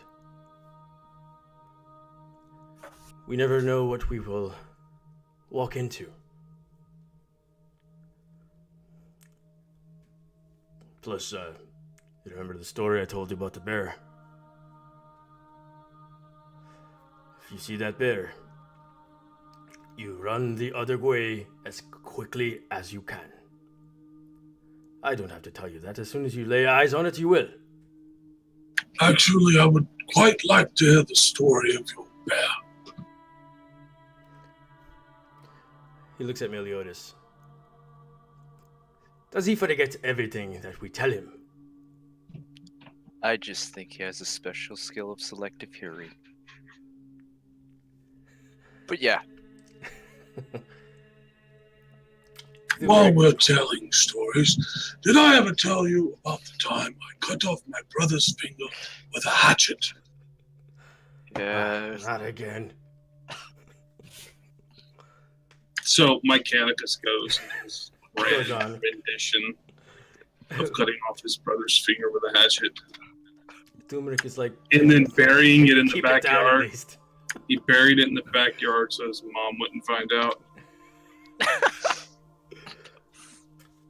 As you keep trekking through this, through the trail, it's almost as if the mist at this point started to dissipate for the main road itself.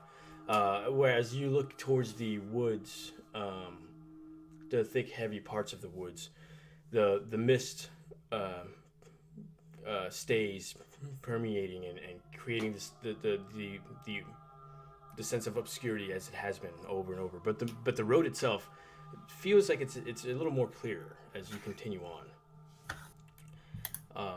You begin to approach some structures of ancient times, of things that you've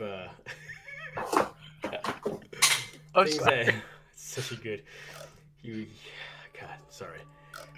begin to approach certain structures, weird ancient structures. Some of it looks like it's metallic, faded or rusted in coloration of it. You can tell has lost its purity, but still holds up. Foreign, something you've never encountered in architecture. Pieces of just discarded metal. Hellscream, you've seen some of this stuff from where you're from your land. You've seen some of these old structures that actually still exist everywhere within your lands. Okay. But you keep approaching as these what seems like chariots made of strange material, frozen in time.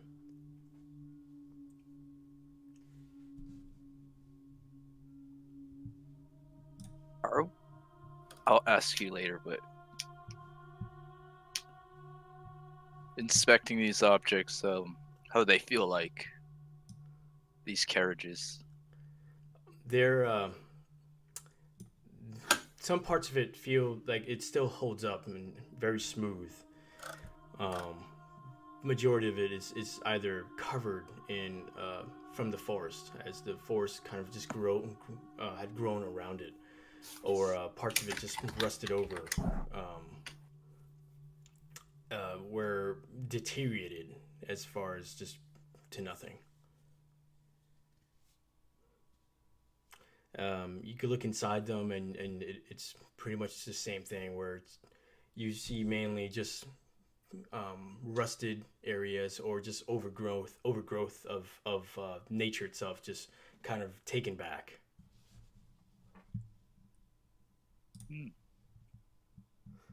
I had the bright idea of building these heavy, or these carriages.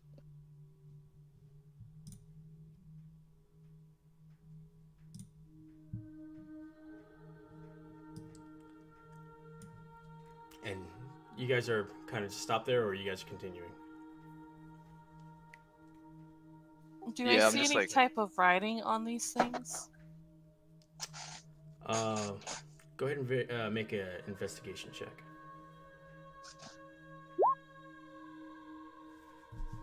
Uh, 14. 14. You're kind of browsing around at first without your hands, but you manage to look at certain areas where it looks like there's an engraving as you brush your hand over what looks like areas where moss is kind of covering over it. Parts of it is a little rusted.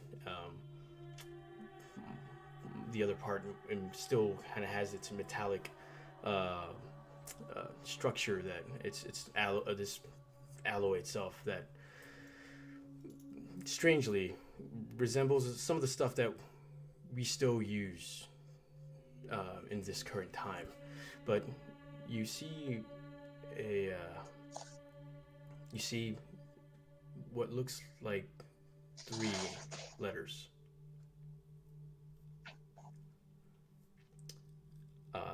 You see a K.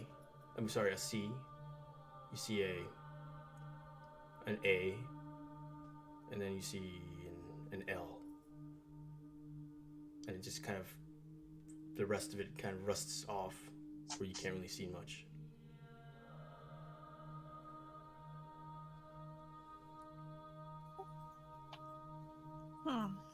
I'll keep a note of that. Where exactly on this thing do I see it? Like at the top, on the side of it? Is it small? Is it big? It was like you either think it's the front or the back of this structure. And it's about an inch in height.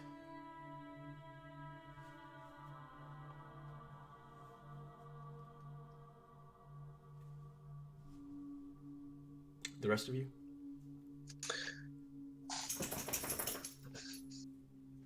I think Theo's very intrigued. And he takes a closer look at it with his his expertise. Okay. Go ahead and what is it you exactly trying to do? You trying to just kind of take notes of it, or are you trying to figure out how something? I'm trying to see where this came from. That for my cat. It's very. You want to know where it came from? I mean, besides the fact that you can tell that these are like ancient. You can tell that that's been here from the ancients that we've read, or from the ancients that that we're going towards the ruins, basically. Okay. Do I see any kind of like similarities in anything to Sunni Empire? Okay. Anything that might catch my attention? Go roll investigation yourself as well. Man. Ugh. Natural 6 then. 6. Okay. You're just kind of going through it, prodding certain areas, see what they might do, looking around, but there's really nothing. It's kind of hard to comprehend. You see that there's a sort of technology here. Perhaps with a lot of study, you can probably, with more time and study, you could probably figure certain things out from what you're looking at. Okay. Could I just take like a quick sketch of this? I don't know if everybody else is kind of just stopping or walking about. Depends. Jillian stopped. Okay. I'm just wandering. Jillian is actually climbing in because y'all, they resemble a carriage, and inside carriages that have belongings, and I'm going to treasure hunt inside these weird carriages. Jillian will roll an investigation Be careful. check herself. Did you know there might be a trap in there? You said an investigation? Yeah. Or okay. That's a 19. You managed to just start kind of knocking things over. They're just brushing a lot of the leaves that probably had kind of fell in there. Certain debris that looks like it's at this point just aged to almost dust, kind of everywhere. You managed to find a compartment that can just falls open, and just when it falls, like you see dust, it just kind of just fall everywhere. When that happened, you hear birds at this point. It just starts fluttering away, like everywhere, just like around this, like this vicinity. Great, you found bird poop. So much for your treasure. But as you look closely, you see a what looks like a band. It looks like a ringlet you would wear on your wrist. Well, one with an opening. It looks like it could be gold as you're looking at it, as you see this yellow sheen just kind of coming from it. Of course I grab it. And at the very middle of this ringlet, you see what looks like an opal.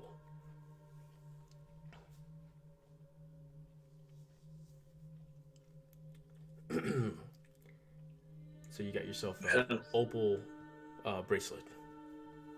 I think it's safe to take. Gold.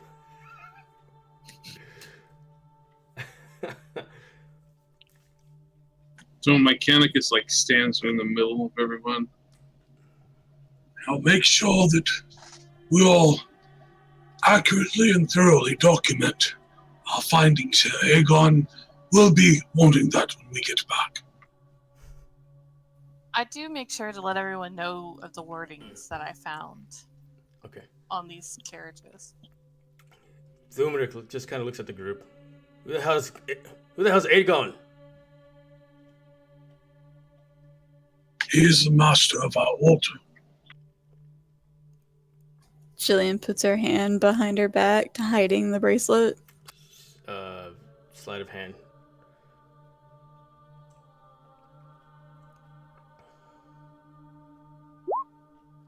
Nobody- 20? Nobody sees it. I got a +4, okay? Where did you put that thing? It's like a magic trick. Must have fallen. Must have. Thumeric responds with, I don't know anything else beyond just what you've mentioned, May. He just looks at you. It seems that perhaps the ancients have a very similar taste in language. Is there any documentation or stories in the monastery about or in regards to the ancients? Not necessarily the ancients. It's more about their ancient practice that they've kept and they've protected their practice, basically. It's their practice of enlightenment, basically. The ancients are not necessarily their focus, I would say. It's more about just keeping their rituals and their practices, basically. And what Mechanicus, I'm sorry, you said you were doing something, or maybe Mechanicus right now is like he's pulled out his journal. Okay. And he's standing next to one of the carriages, and he's like documenting, kind of like doodling very badly a picture of it. Okay. And he's just kind of like talking to himself. Yes, Aegon. He always wants the dimensions. We must measure this. So he's like, Mechanicus like has his leg sticking out like across the back of one of the carriages, trying to figure out if it's about as wide as his leg is long. Okay, so you just pretty much getting calculations of like the size and like. Yep. Okay. All right. Cool. So you're just pretty much scribbling. So at that point, yeah, Theo, you would have like this time, like you start sketching as well. I'm looking over at Mechanicus, like comparing. Just kinda... It is very important that we get accurate measurement. There are times that Aegon recreates this to put in the museums. Well, I'm more about the concept here, but you can go ahead and get your measurements. So Mechanicus just continues. Okay. What should I roll? Just roll a dexterity, I guess, for just art, right? I know. Wait. Alright, that was a really nice drawing. We'll keep it at that. Hey. 22. Okay, I'll go Mechanicus. So what is it? You Dexterity? No, for he's drawing it, but you're getting calculations. I would say like an intelligence or investigation, really, because you're just literally investigating. Like you're trying to get calculations. 23. Yeah. It took you like the better of 3-4 minutes to really get the calculation of the said distance from point A to point B of this structure. And Theo, it is 1 3/4 legs wide. The back part is half as long as my sack. You know, like inside, as you look inside and you're getting calculations, you could tell that it can fit at least 2 individuals in the front from just the sheer size, and the back possibly more.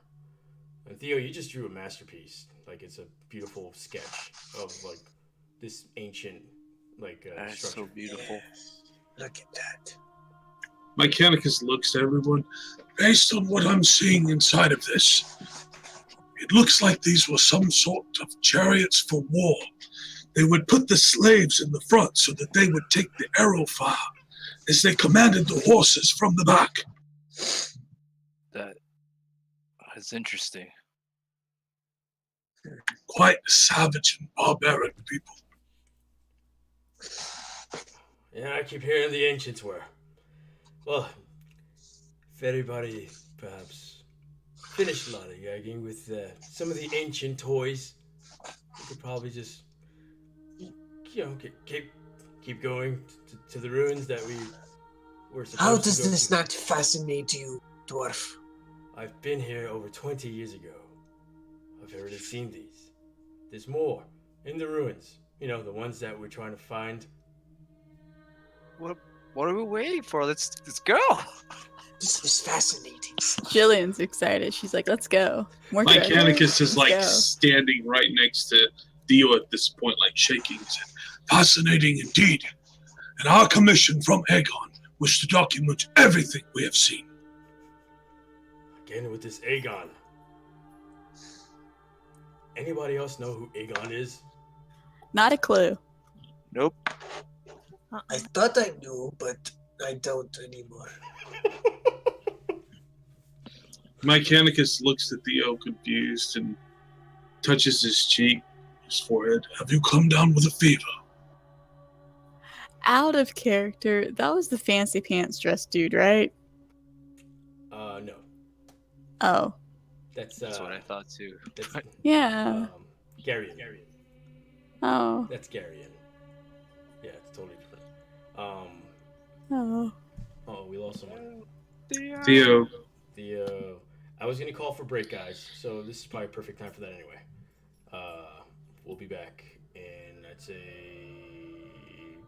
5 to 10. Everyone take their bio breaks and whatnot. All right. See you in 5. See you in 5. 5 by 5.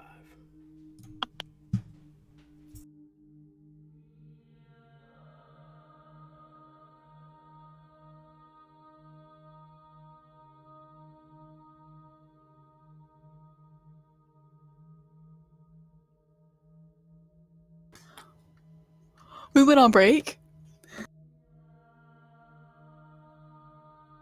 I can't hear you.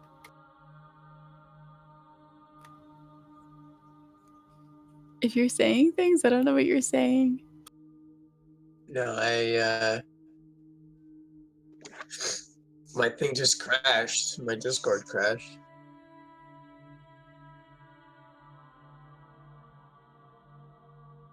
Okay. Okay, got it.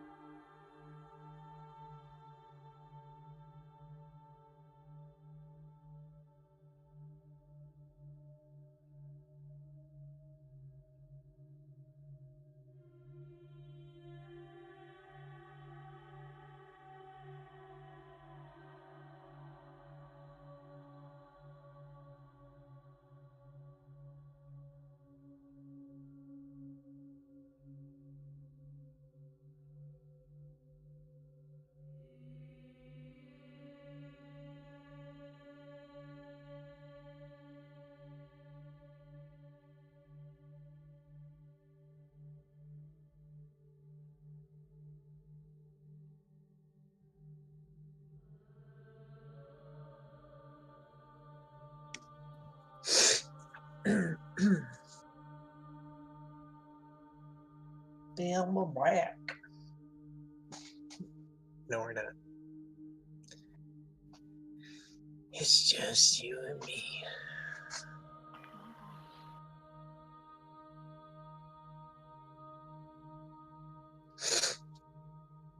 What's he talking about? Can you hear us, Theo? Yeah. I just heard it's just you and me now. Yeah, turned up my Imagine cam. us. Put the cam up.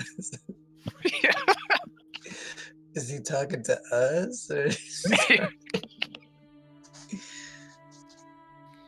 oh man. Lots of shady shit can go down. You What a never know. twist! What a twist.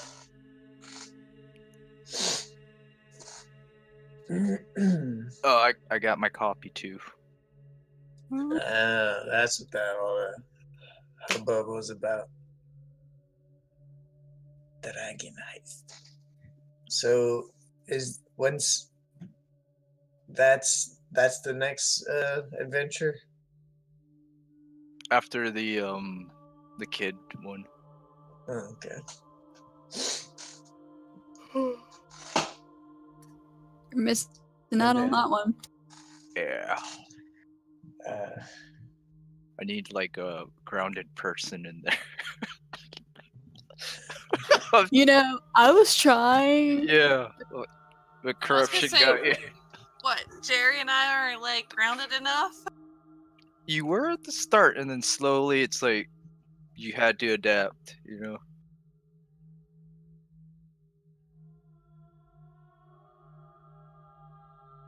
Yeah, I think Toby's gonna fit in really well.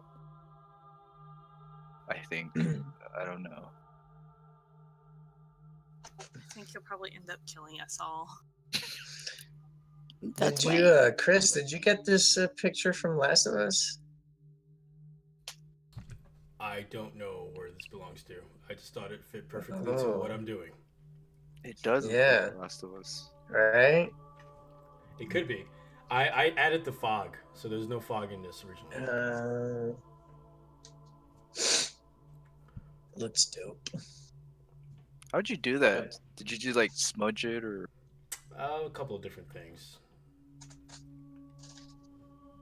I mean, smudging is probably one of the things I did try to do.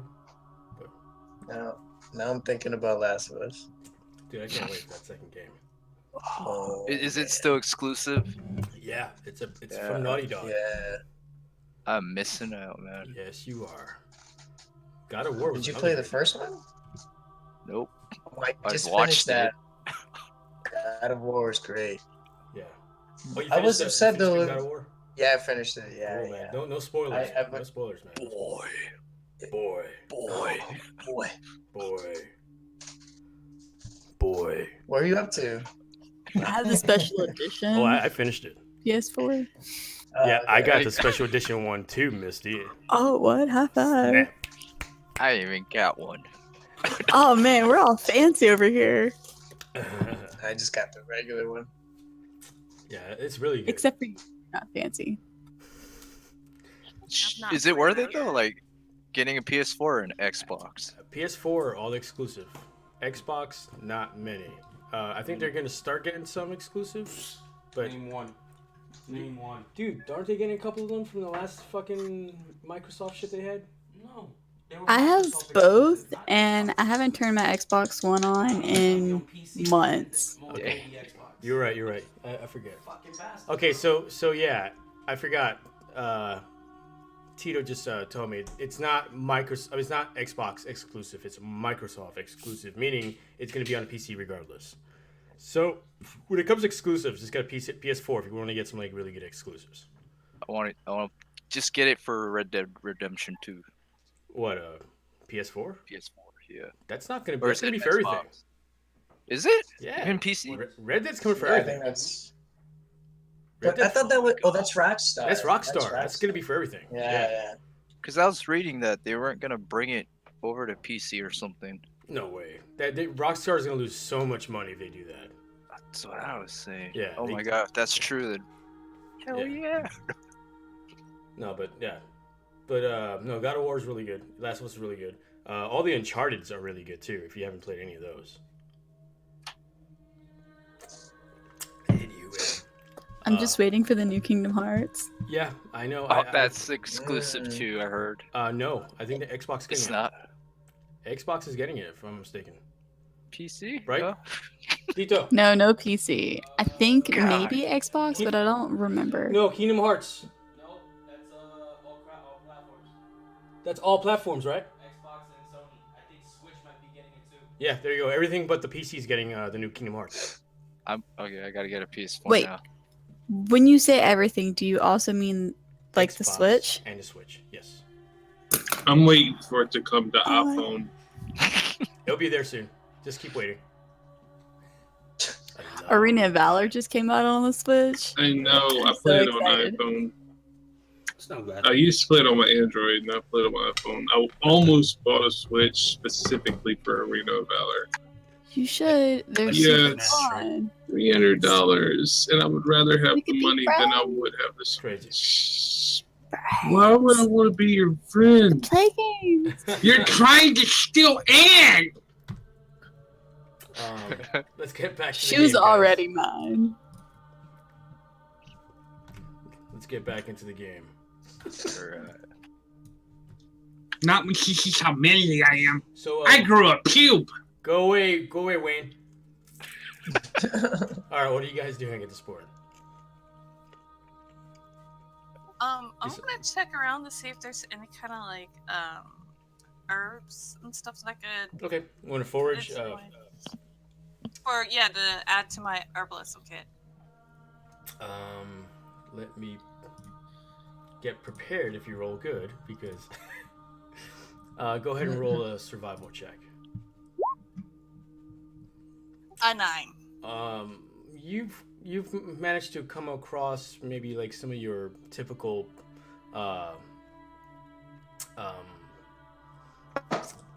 your typical filler plants that you use to paste to create pastes and stuff like that, but nothing out of the ordinary that that you use for specific medicinal purposes. I'll just grab some of the extra filler plants. Okay. I just go and admire my work of art and just, kind of start brainstorming because Okay. I'm just inspired. All right. Mechanic is standing next to Theo. Looks over at him. He gets this confused look on his face. I have not seen you around the guild before. Why are you among us?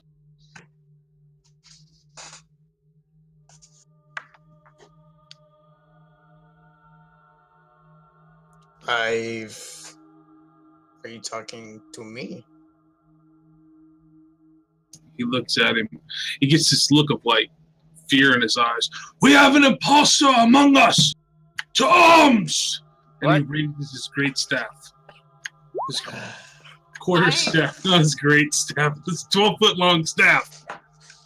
I rush over, hearing that, and I put my hand on my Kamikis's arm, and I'm like, he's not an intruder. Get behind me. I will protect you from them. And he's like got the stick and he's like poking toward you like this number. I pull out my journal to the pages of where I met and the reasonings why. Like I have specific pages for my Canicus explaining why, because he has these episodes and I know it. And I'm like, Mechanicus, read this. We do not have time for books. Now is the time for action. I'm gonna stand in front of you. I got my weapons drawn. Theo, is that true? Are you an imposter, man? I am not an imposter. Get out of the way, girl. You're going to get yourself killed. Senile. I don't know. Sometimes he's smart, sometimes he's not, but never know. So I tell Mechanicus, I'm like, I'm not gonna get hurt, and Theo here is our traveling companion, and he's not part of your order, nor is he some sort of intruder or anything. The guild has been broken up, and you've been traveling with us for a few weeks. He looks at her, looks at Theo. Is this true? Yes, it is. So you are a guide. I am not your guide. Nope, I am your guide. Servant, can't you see that we are just talking here? Now hold your tongue. Nope, go on. I'm enjoying this. And he's like eating like pieces of berries. He just starts looking around at everyone confused. Mechanicus, don't you remember the day that we met? The reason why I sought you out? Who are you again? Check your bag, 'cause you should have little fishes that we got you just recently. Mechanicus looks at everyone, Poor fishes. starts looking in his bag. I don't see your any water fish in skin. here. Your water skin. You have little fishes in your water skin. So Mechanicus grabs his water skin, opens it, looks inside. Are they like glowing? They're glowing. They glow when His they're eyes get big. You admit to attempting to poison me. How do you deal with this, May? Lots and lots of patience. I don't have any of it. I just turn around and start walking towards Thumruck. Finally, are we on our way yet? Has he finished his episode? I don't know, but I'll keep him near me. Let's just keep checking. Mechanicus is like just sitting there. He's like just stick everywhere, like looking at everyone. Like you don't trust anybody at this point. Come on, Grandpa. Abigail, what are you doing here? Who's Abigail? We're on an adventure, Gramps. Quit calling me that. You know I'm your father. We're looking kind of old. He just kind of looks confused, looks down, and he sees his hands being wrinkled, and you see like a serious look of confusion come over his face. What has happened to me?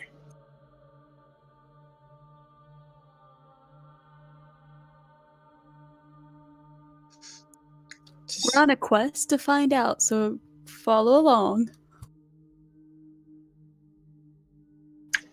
Very well. Very well. But he's like walking kind of slow, and he's keeping his distance from Theo because he tried to poison him.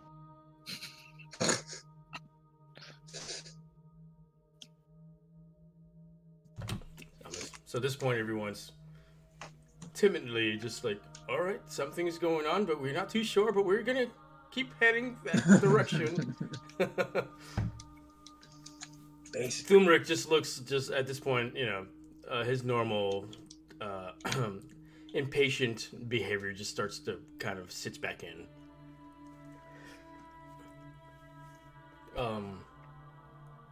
As you at this point, you keep trekking on this trail, and you can start seeing the faint glow passing through the mist start to creep towards the horizon.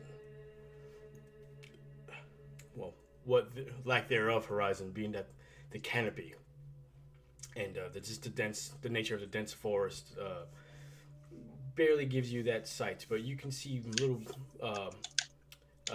trickles here and there of just beams of light passing through, creating streams.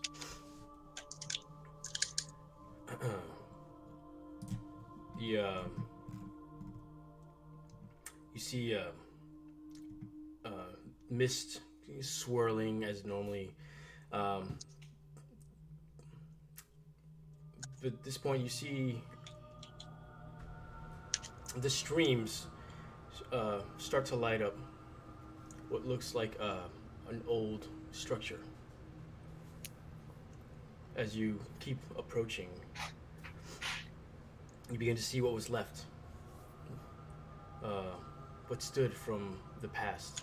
It looks like the structure that's defying gravity, as it, in this precarious way, yet it's kept secret. You can tell it's like all the trees and the nature of this dense forest keeping this, what you're looking at right now, keeping this structure away from the potential the gaggle of people that might set their eyes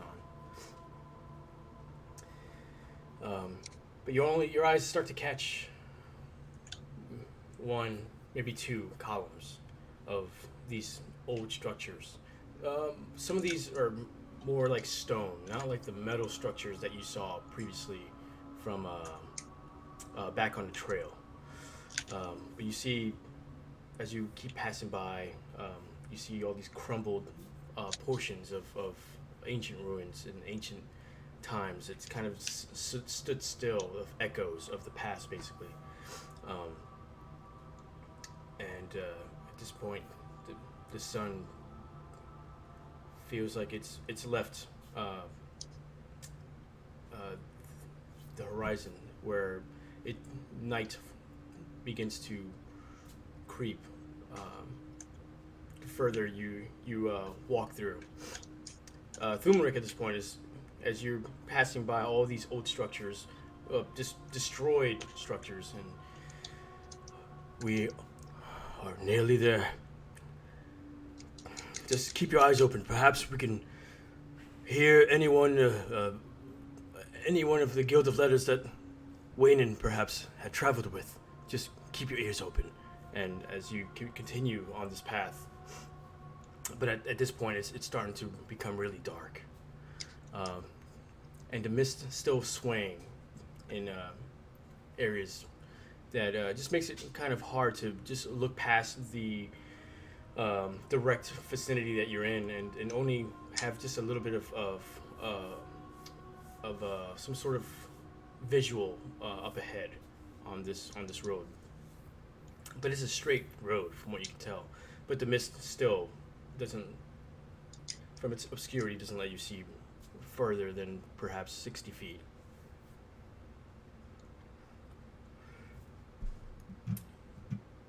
As you continue, you hear a yell.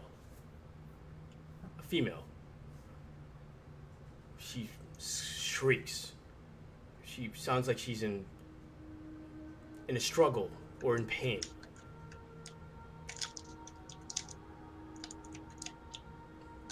And you keep proceeding into this road. The shrieks become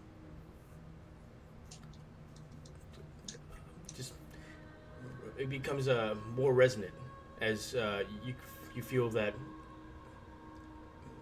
beyond this new bend that you're reaching is perhaps where she's coming from, actually.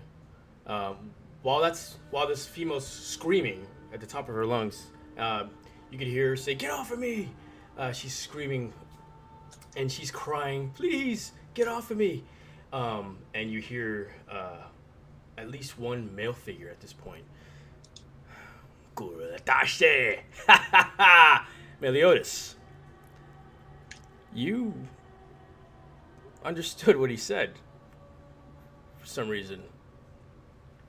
Hey, wait a minute. That book came in handy. As you can tell, this language in particular is in the dialect of an orc. From what you thought was an orc. Mystical creatures, is what you thought.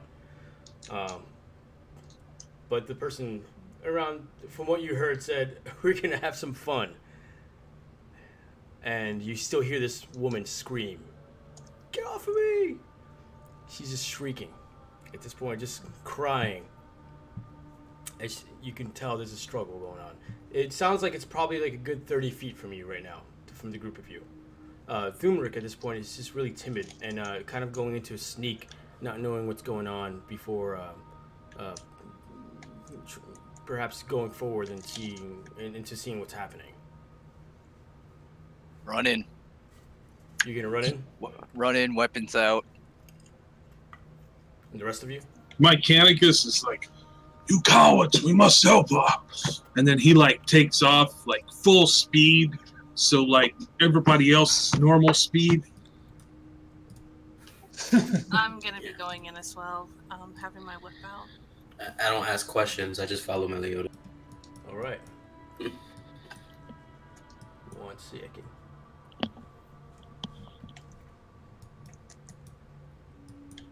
As I can give you visual representation of what's happening. Whoa. Did you guys hear that?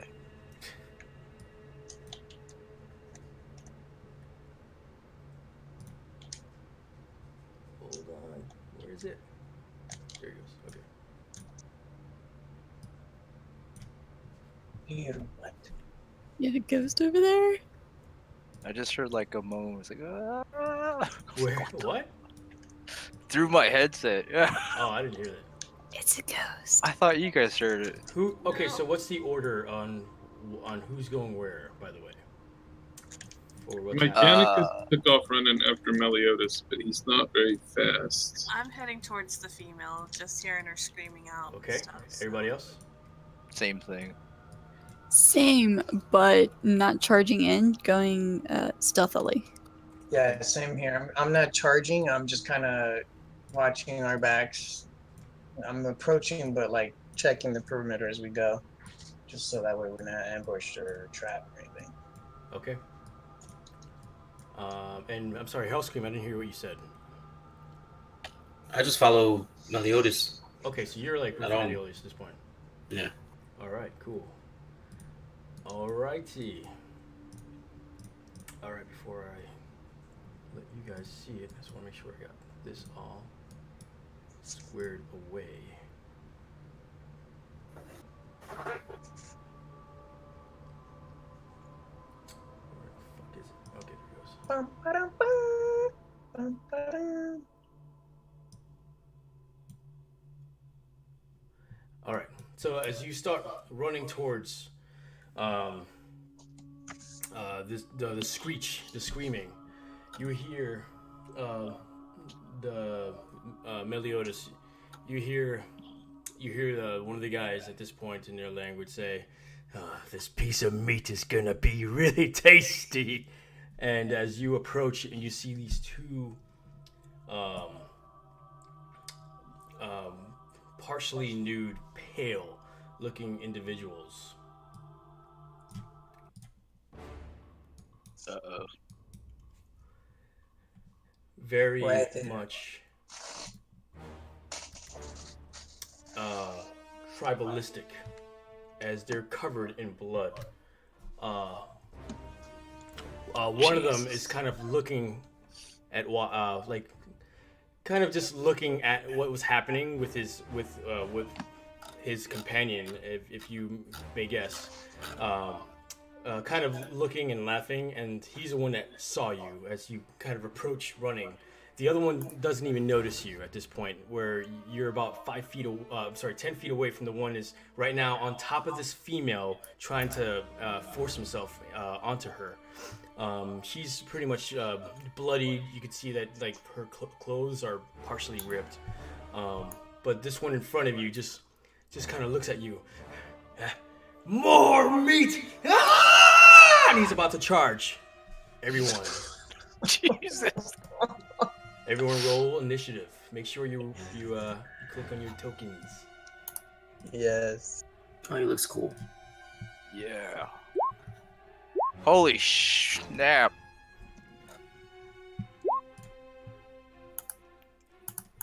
I can't click the token. Can't click on your token? Nope. Let me fix that. Hold on. I think I put the wrong one there. That's why. Because remember we did two different sheets for you. Yeah, delete that first one, man. All right. How about I don't even see the other sheet now. Hold on. Hold on. I am Nope. going to help you. Okay. There we go. You good, right? Yep. Just put my person like right where he was at before. All right, cool. I roll a shitty fucking 10. Hold on a second.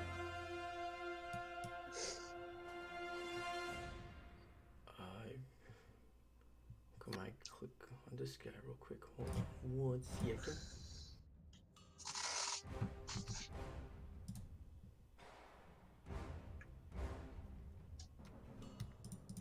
I wish there was an easier way to click on their initiative.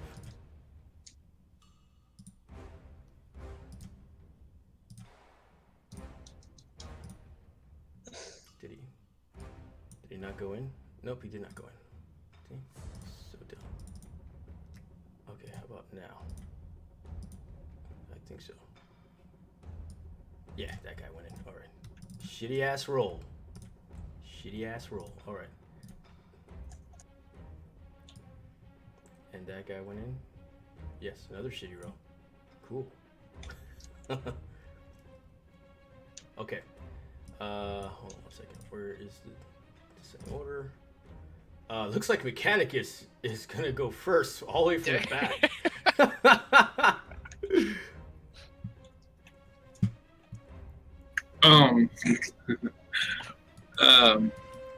This is so gonna end bad, but I have to do this just because it's gonna be fun.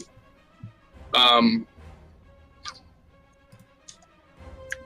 gonna Mechanicus is gonna like step forward to about here, and to the one that is on top of the woman.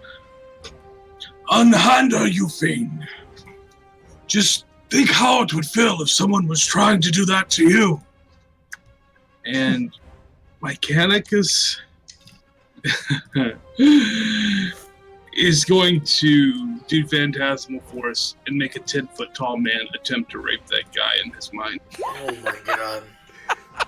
Oh my god. What am I rolling? I don't know, but it doesn't matter because it's going to become a 5 if you pass. Intelligence saving throw. Alright. DC 14. Alright. Wow. Hold on 1 second. Alright, so the guy just Did you pass? No. You want me to roll? That's right. Sorry. Yeah, roll it. If it, Yeah. I thought you were gonna do a 5 regardless. No, I'm gonna do a 5 if you pass. He rolls a 10 actually. So. Okay, so fuck that guy. Yeah. And then I need to and do. That's the one on top of the female, right?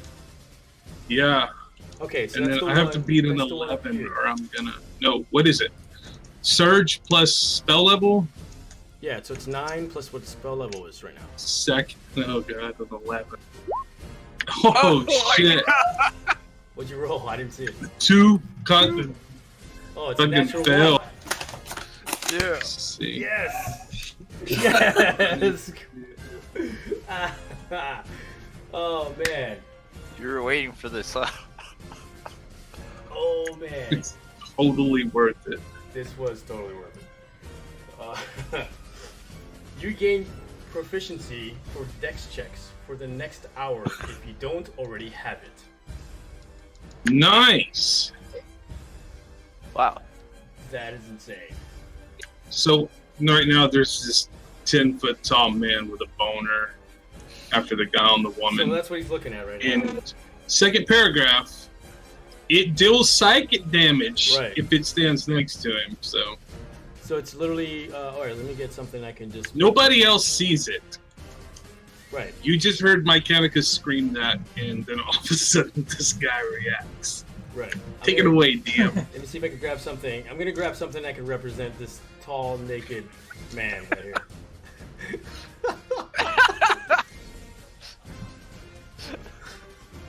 It's supposed to be like a huge. Or Yeah. is this really tall? What is it? I don't know. It says 10 foot. Okay, it's just tall. Okay. So the guy So the guy, he can't move yet. So what is it? Is it on the end of his turn? On your turn, it deals damage. Okay, so that means he just takes damage, right? Stands at the end of the... Yeah.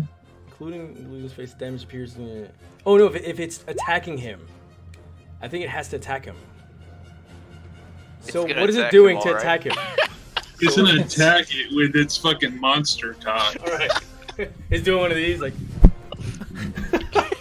Yeah, it's like walking up to him and like butt naked. It's just slapping his dick. Like, come here, boy. Alright, you take one Daddy's d6 got damage. you a present. Go ahead and roll d6. Oh. Is that piercing or No, man, that's It's a blunt. psychic. bludgeoning? He immediately like looks and he's like, oh, ah, and he's just kind of just like swatting this imaginary giant dong, but at the same time, just he's getting hurt from it. That's not gonna be the end of your turn, Mechanicus. Mechanicus just he's gonna keep walking forward to here, and that'll be his turn. All right. Who's next? Next is Meliodas. So this is the guy that was on top of the woman. The one on the one on top. Yeah. So he's gonna run. Can I go through the illusion? You don't even see it. It's I don't in even his see mind. it. So he's gonna get a running start towards this dude, jump on him, and just like flip his two swords and just like stab it into his neck. Okay. Does it distract him? Mechanicus? Let me see this real quick. Actually, that ain't the whole thing. Yeah. I'm gonna have to type the rest of it up. Target game of this, yeah. The target rationalizes any illogical. Well, hold on. He believes it's real, and if something proves that it's not real, the target rationalizes any illogical outcomes from interacting with the phantasm. For example, a target attempting to walk across a phantasmal bridge, That's what I thought. if they fall through it, like they make up excuses that somebody pushed them off the bridge or they tripped. Right. So he can Did I roll just an burst investigation through check the- right now. Did it just burst through his stomach? The naked. It's like stomach? you just come flying out the end of its dick. I'm gonna make him roll an investigation check because some dude just came over and attacked him. Go ahead and roll for your attack, by the way, Meliodas. Whoop. He rolled a natural 4 on his investigation check. He still does not know what's going on. Meliodas, indeed, just came out of his cock.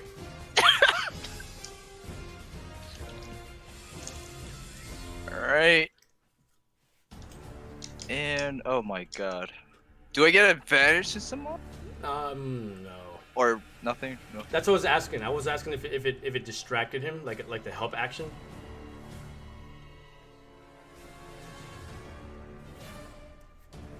I think that's up to you. Yeah. I don't know. It did not. It skipped you? No, you're still here. We haven't got to you yet. Oh. Yeah, she's asking. Okay. Yeah, I'd say. Remember, you guys. If you look at the rules that I have a couple things with the inspired action where you can actually. Everyone starts with one, and you can give yours up to have someone follow through with a combo. Just stressing that in the future, you can use that. It's in the rules. Even your own? You can give up your own inspired action to have any one of your companions move up for that moment in the order of Alright. in the turn order, basically. Oh, okay. Anyway. Actually, can I inspire that first attack? Or use inspiration? No, it doesn't work that way. It has to be. Oh, it's not regular? It has to match with your ideals, bonds, and personality. Oh, okay. It's not like the regular inspiration? Yeah, I did away with that because I wanted more Okay. RP base. Alright. So yeah, I do that. So he's actually standing up off the woman at this point? Yeah, because he saw the giant phantasmal dick man, and he got up and he's like fucking freaking out and like getting like hammered by the freaking giant dong. So, so the second one definitely attacks him or hits him. I'm sorry. I have like more movement. Can I grab the woman, or would that be an action? Yeah. Or a Because bonus action. She's like on the ground right now where he was on top of her. You would have to. What do you think? Yeah, you can't because you already spent an action. No, you can't. Yeah. Not at this point, yeah. So. Yeah, he's just gonna like push off and then stand in front of the Okay. illusion. Yeah. All right. Getting ready. Yeah, you're like in the illusion right now. Just want to make sure. And that's gonna be the end of your turn. Then. Okay. Yep. All right. The second attack would hit for a 5, right? Just want to make sure. I keep track of that. Just a 5. Okay. Cool. All right. And next up, Jillian. It's Jillian.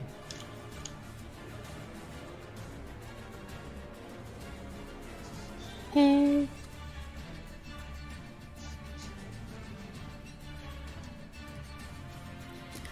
I'm just gonna move up some. Still trying to be stealth so that they don't like notice me. But I'm also gonna give May some bardic inspiration. Okay. Roll your stealth. Just to kind of keep out of sight. That is an 8. That's an 8. Okay. And you want to inspire, who was it again? May. May, and so that's 1d6, right? 1d6 inspiration? Yes. Alright, cool. Inspiration is... How do you inspire her anyway? What do you do to inspire her? Elaborate. I'm just like silently cheering her on. Like, go kick them. Go fight. Alright. Girl power. There you go. That's right. And that's gonna be Treat your him like turn, right? that deer you got. You fucked that deer up Yes. really bad. That's gonna be the end of your turn, right?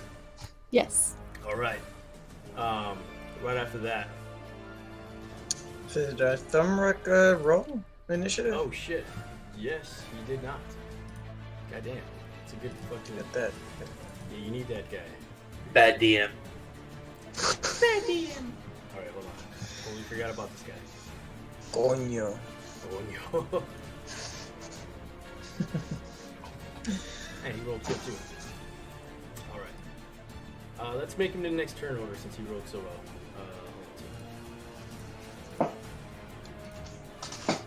At this point, Thumrick runs up. Marauders! And he's kind of just pulls up his crossbow, and he just takes aim at this one over here, at the bottom.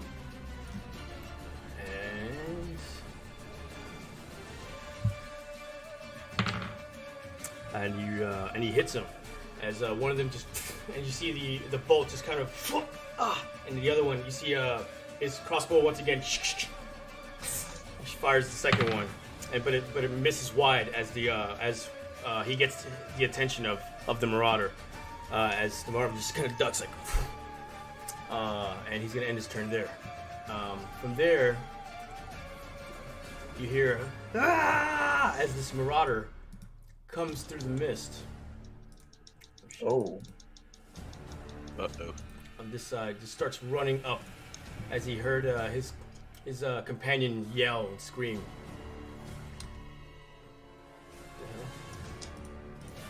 He's invisible. Oh, one second. God damn it. Let me fix this damn thing up. Just give me. Sorry guys, slowing down fucking. Man, Chris, get your shit together. I know, right? Losing excitement. Okay, so as this one over here starts to run, who's back here?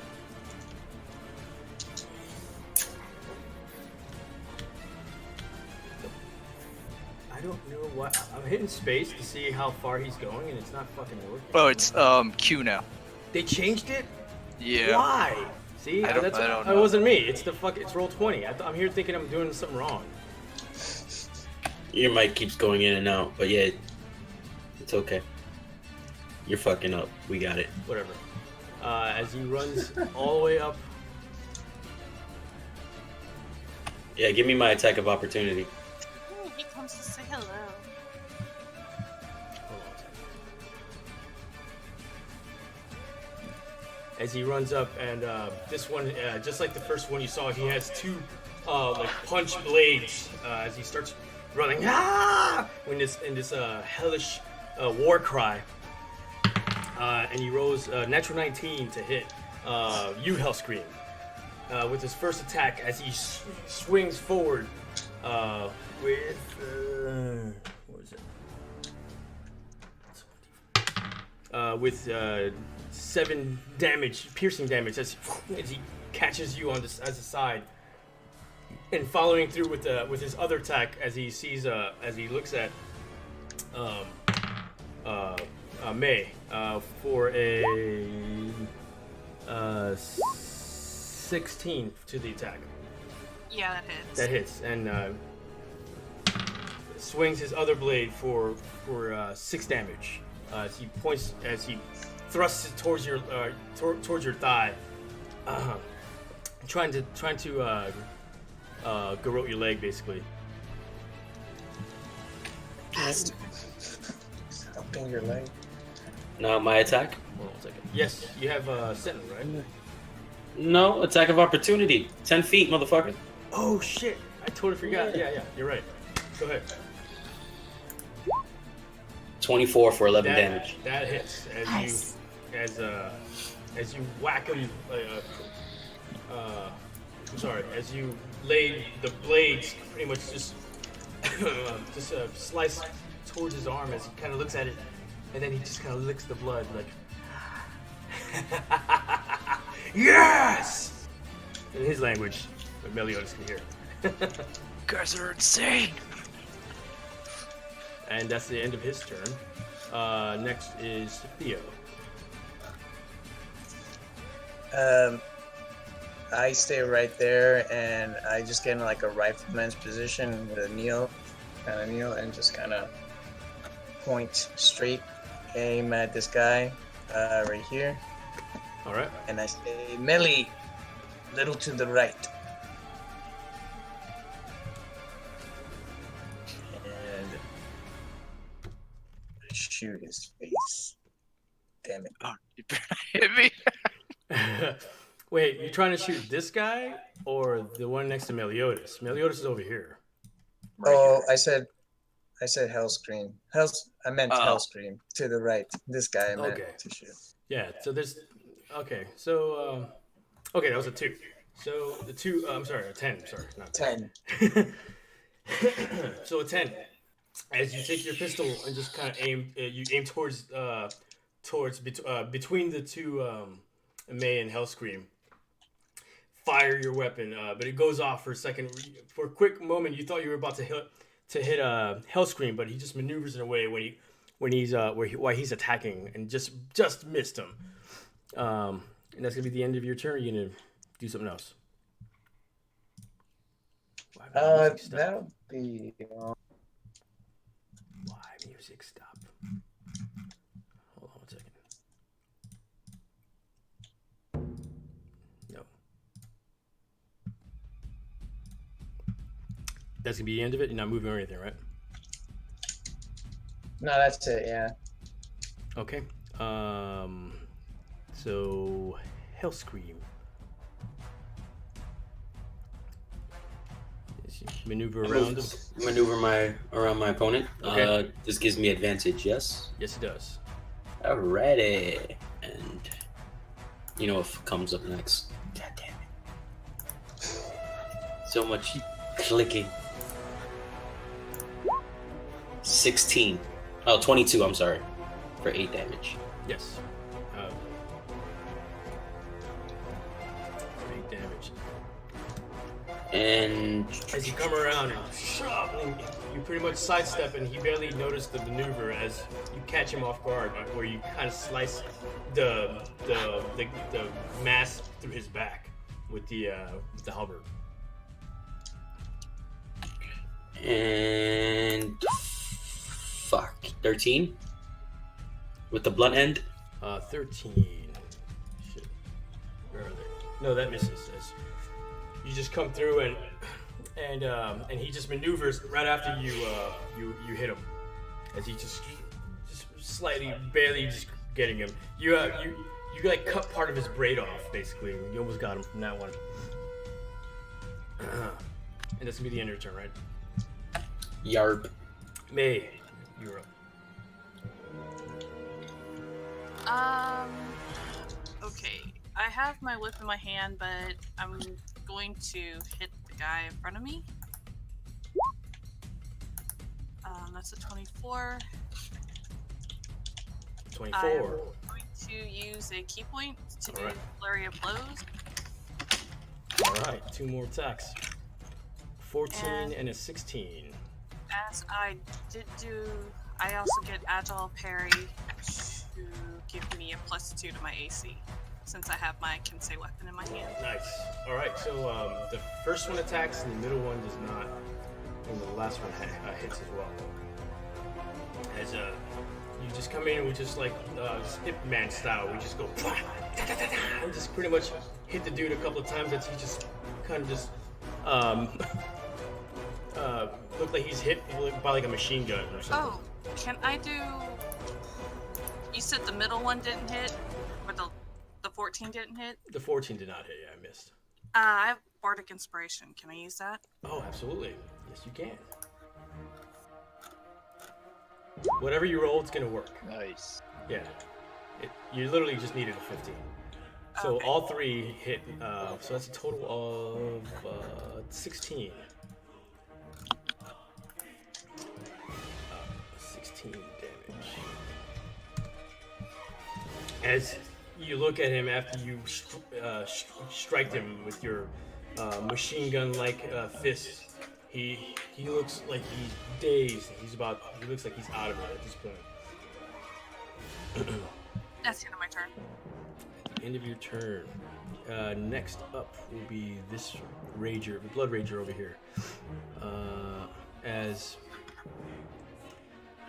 he now's he's looking at his companion like, what the fuck's wrong with him? But then he looks at you, Meliodas, as he just rushes towards you with his punch blades. Actually, where is it? It's 22. Yeah. Scared. I don't know why he said 22 as a question mark. That's 6 damage, and the second one is a 11. A what? An 11 to attack. That one misses. Yeah, that one misses. As the first one just catches you like in the gut, but you kind of jolt backwards, where you only got a little bit of the blade actually penetrating through your armor. The other one just grazes past you as he glances. As you can see him pull the dagger back and looks at the blade that he hit you with, and he starts licking the blood from it. And that is going to be the end of his turn. Hellscream, you are up next.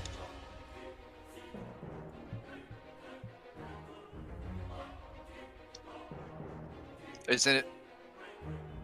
Huh?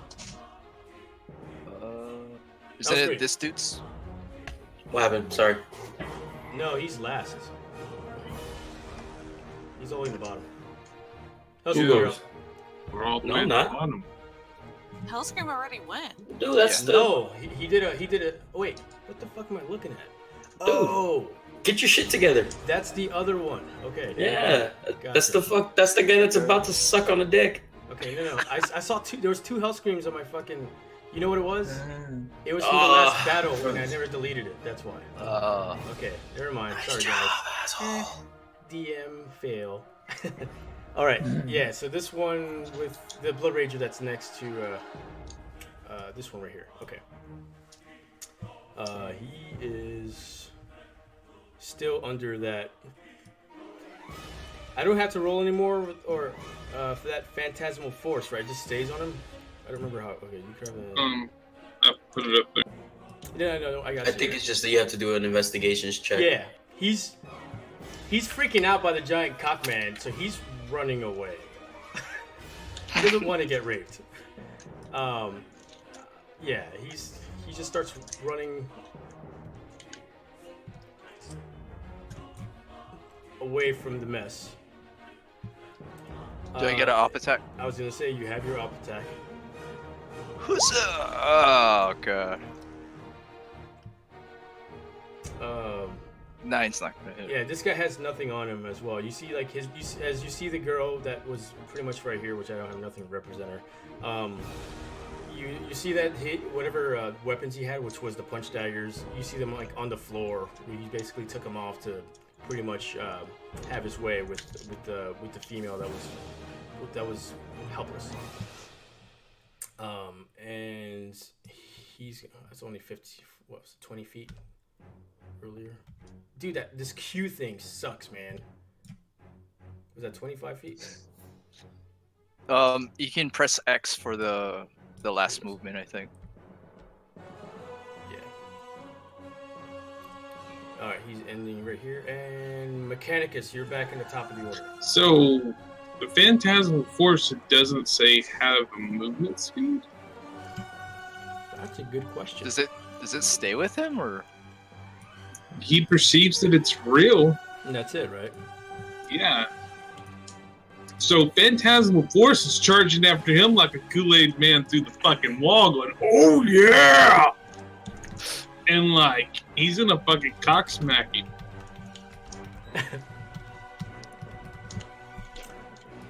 I'm gonna check if it has speed, because that's weird. Like, because it says you can walk, or it says if it's next to it, it can take damage. But can you? Here he goes. Oh. It says it only moves within 10 foot cube. It says Is it no? it has to be no larger than a 10-foot cube. Yeah. He's a 10-foot tall man. That's up to you though.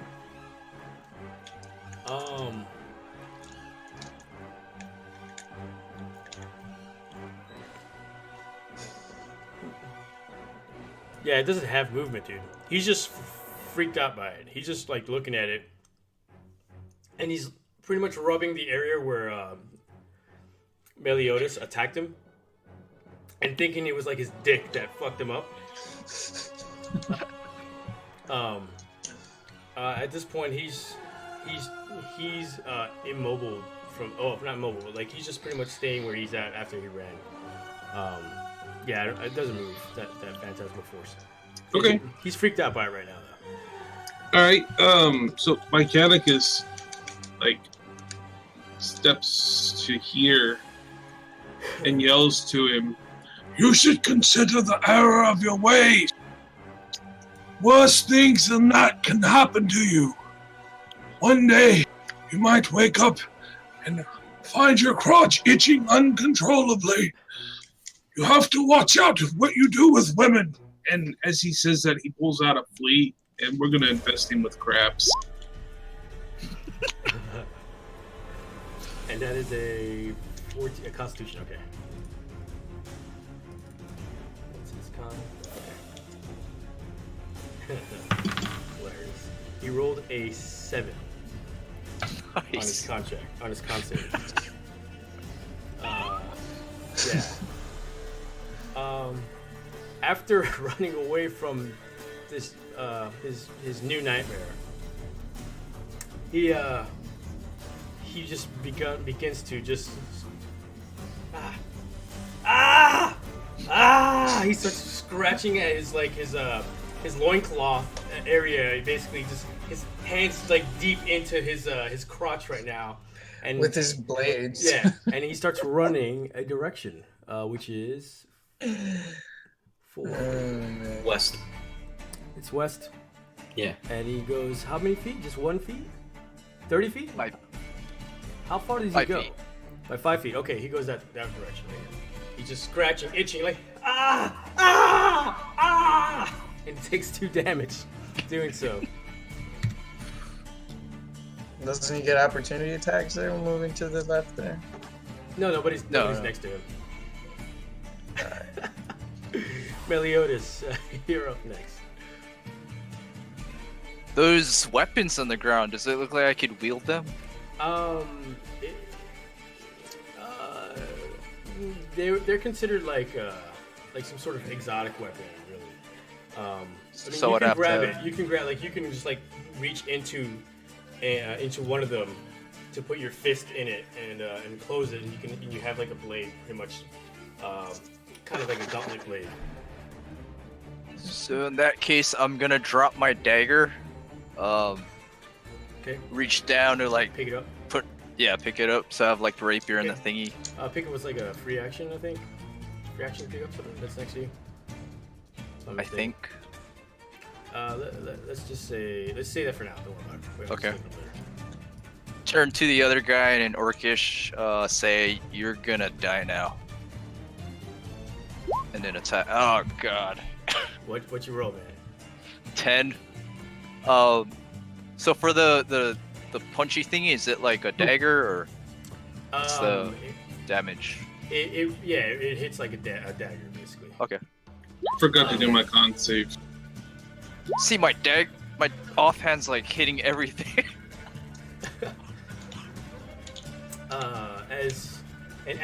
Add a +2 to that on damage, so that's a 5. Okay. Because it's properties that you're not aware of. So that way you know. So you hit him for 5 piercing damage. Just, and he's about to like go right back at you. Basically, you're anticipating the attack. Mechanicus, of course you saved on that one. I'm just gonna move around him as the end of my turn. Okay. When you moved around him, the guy over here just briefly looked over at you, coming out of the guy again. He's really freaked out while he's literally screaming right now, looking at you, itching and raking his body with all this infestation just going on him. He sees me as a tax sperm. And that's the end of your turn, right? Yep. All right, it's Thumric's turn as he starts rushing forward. Goddamn spacebar, man! Like that shit fucked me up.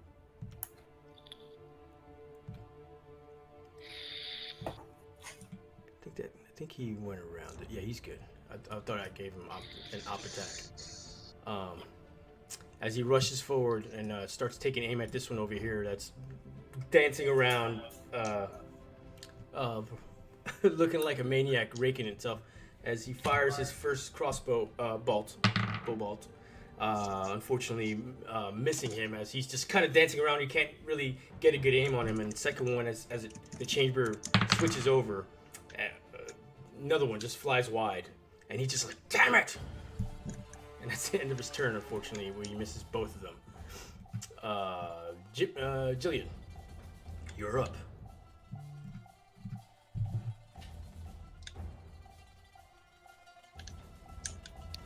So Jillian, with rapier in hand, is going to charge after Bella.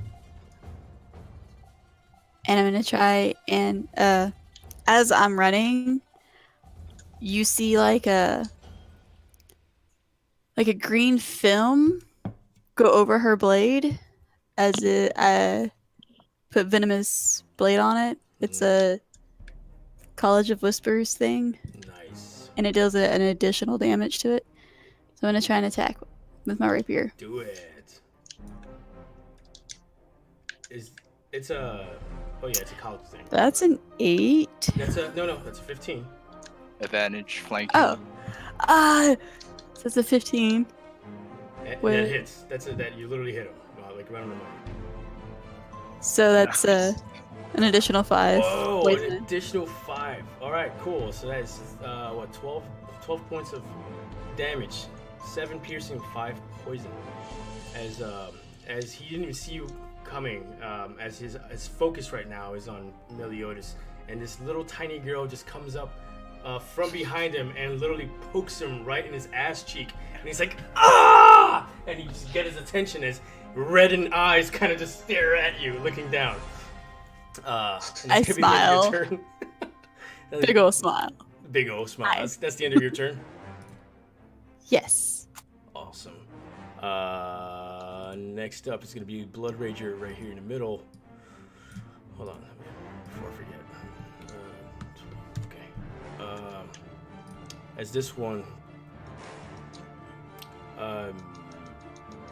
has his attention on Hellscream, as he's the one that's right now. Oh no, I'm sorry, May, which is the one that ended with a flurry of blows. As you get his attention, and he's just looking all messed up. And he looks like he's mustering like the last of his energy, and he's about to go strike his blades. First one, a natural 1, as he stumbles over. And the second one comes right after. A natural 20. He rolled a natural 1, and then a natural 20. Damn it! Oh my god. 3. Wow. Okay. Not as bad. It's 12 damage, piercing damage. As this next one just catches you like straight center, and you see a little bit of blood just come out of your mouth. He pulls the blade out and he's just like licking it. Yes.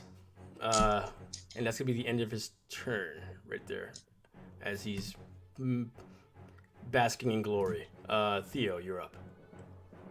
All right, so I'm gonna focus on the same guy I was. Try to get that shot I was trying to get. And man, trying to roll. Alright. And shoot him. Whoa! There you go. All right. So Theo, you're just cursing yourself at your first couple of shots. It's like, all right, come on. And you're just there at this point. You're just waiting for the moment where you're just gonna, where he just kind of slows down. And you can tell he's slowing down because he looks really hurt. And just that one moment right there, when you just fire off, and all you see is just a large red mist where it used to be his head. Hellscream, you are covered in what was his head at this point, as it just splatters all over your chest. Your mask is starting to look red.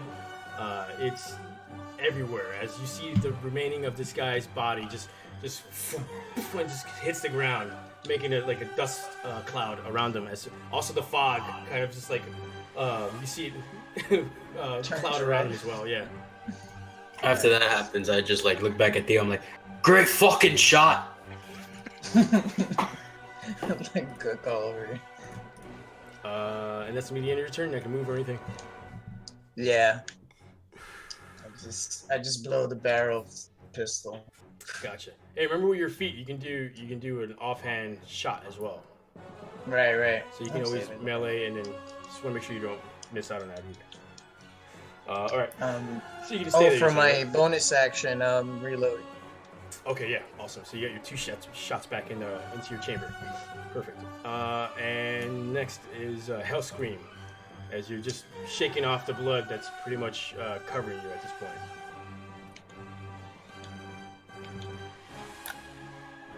Alright. Holy crap, this Q shit sucks. I totally forgot about Rakish Audacity. Oh yeah, man, I remember. Yeah, I'm supposed to get advantage if he's alone. God damn. No, not advantage. You get sneak attack a little. Sneak attack. Yeah, alone. sneak. Yeah. Dude. God damn. All right, I remember. All right. Yeah, this Q shit sucks, man. How about if you want to, where you want to go to this guy? See how close I could get to him. Right here is 30. So you're in range with your 10-foot fucking goddamn. All right, that's about exactly what I wanted to make sure of. So, see him just scratching his nuts over there. I want to do Booming Blade, All right. just so we can get this Roll a regular attack. here. And regular attack, we shall achieve. I remember how to get there. Oh, I my critted. God. God damn. Man, you're lucky. If you were level 5, that would have been on top of another D8. That would have added a double. Okay. Savage attacks. Oh, you're right. What does it do again? He adds an extra weapon die. Yeah, That's so so roll another D. What is it again? What D10. So that's 21 damage. 21 damage. No, I'm sorry. That's No, it's not, 17. yeah, it's not. Yeah. Sorry. I saw the 10 and I got it. Yeah. You got excited, Shut up. 17 damage. Yeah, this guy looks messed up. He is like you just come towards him. He didn't even see you coming because he's literally preoccupied, just like and then like, sometimes you'll like look over at this giant dick man. So he's just all fucked up, and you just come out of nowhere. You catch him off guard. You just catch him on the clavicle, right here, in the collar. I mean, and just make a large gash as you see just crimson just start pouring from him, and he's just he doesn't know at this point what he's doing. He's either scratching or just holding his wound up at this point. But he's still up.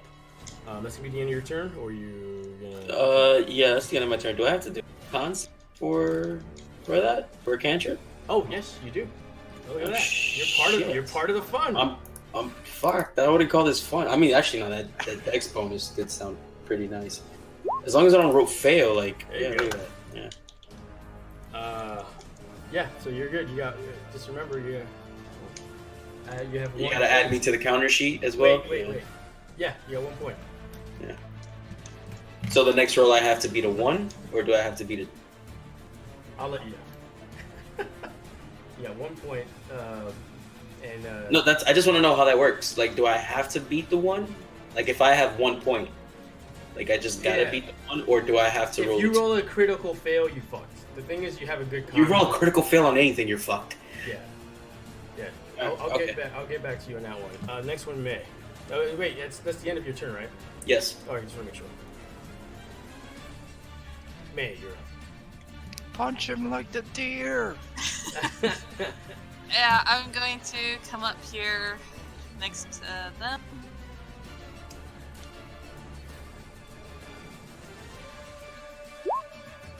That, and then another key point for Flurry of Blows. Another keep. Oh man. Oh. 17, 18, and a 20 For 19 damage. for 19 damage. As like your typical monk, she's like in acrobatic mode where she's just comes in and starts hitting this Blood Rager in various positions, hitting all these different key points where you start to see him pretty much about to hit the ground. 17 points.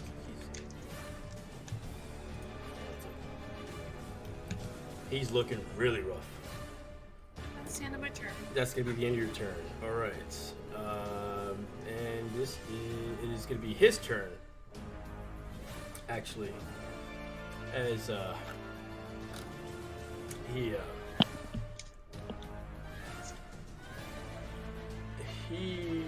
is going to. No, he does not. Okay. He's just gonna stick it out. He swings towards Meliodas. He misses because he rolled a natural 2, and he swings towards you, May, as he's just right now, there's just kind of just swinging around wildly. He misses as well with a natural 4. And he's kind of sticking his ground, looking like he's gonna accept death at this point. And then the next one is pretty much this guy. I have to roll again for infestation? No, it's one time. Okay, I just want to make sure. So it's already gone at this point. The bugs that were on it, right? Like For now.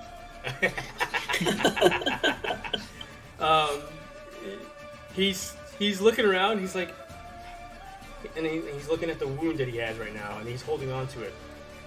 And then he starts running because he looks at the 10-foot dong man. And as he does so, he's gonna take what was it, 2d8 thunder damage. Fucking spacebar, man! I keep doing it. That shows 1d8. Oh, you're right. I keep thinking that you're level 5. I don't know why. As he starts running, he takes 1d8. You roll or I roll? You roll. 3 damage. 3 damage, and he starts running, and you see a oh, and he's just like wondering what happened, and he just keeps running. Op attack. Oh yes, an opportunity attack. God damn it, I forgot about that. I was hoping that would kill him, for but range. 15 for 10 damage. 15. Surprisingly, he's still alive. What the fuck? Barely alive. Barely alive. I'm gonna take down the last. It's like Calvin on one leg. I can't believe. Yeah, he's literally limping at this point. That will to live. I can't believe it. He's the dog man. Maybe we should follow him to see if he leads us to his. And it's gonna be back to the top of the turn order. Peace.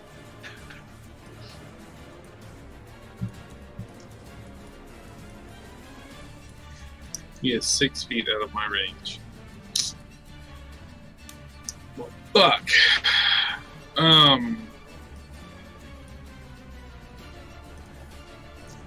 If it was under 5, I would have given it to you. Yeah. Which one did?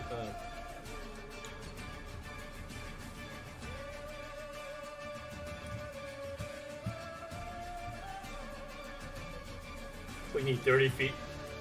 Yeah, 30. Well, I just noticed where you are. I'm sorry. This is considered heavy. I'm sorry. Okay. Tough terrain at this point, right here. Oh, okay. Yeah, I could have. Just let me know what you guys are trekking through. That way, I can tell you if it's rough terrain or not. Actually. I would There's a lot of rough like, terrain around this area. It's like here. thick bushes. I just left it open because, yeah, I'm gonna let you like look at it like you would on an actual like tabletop, basically. I got you. All right. He is gonna turn to this guy. Okay. And say,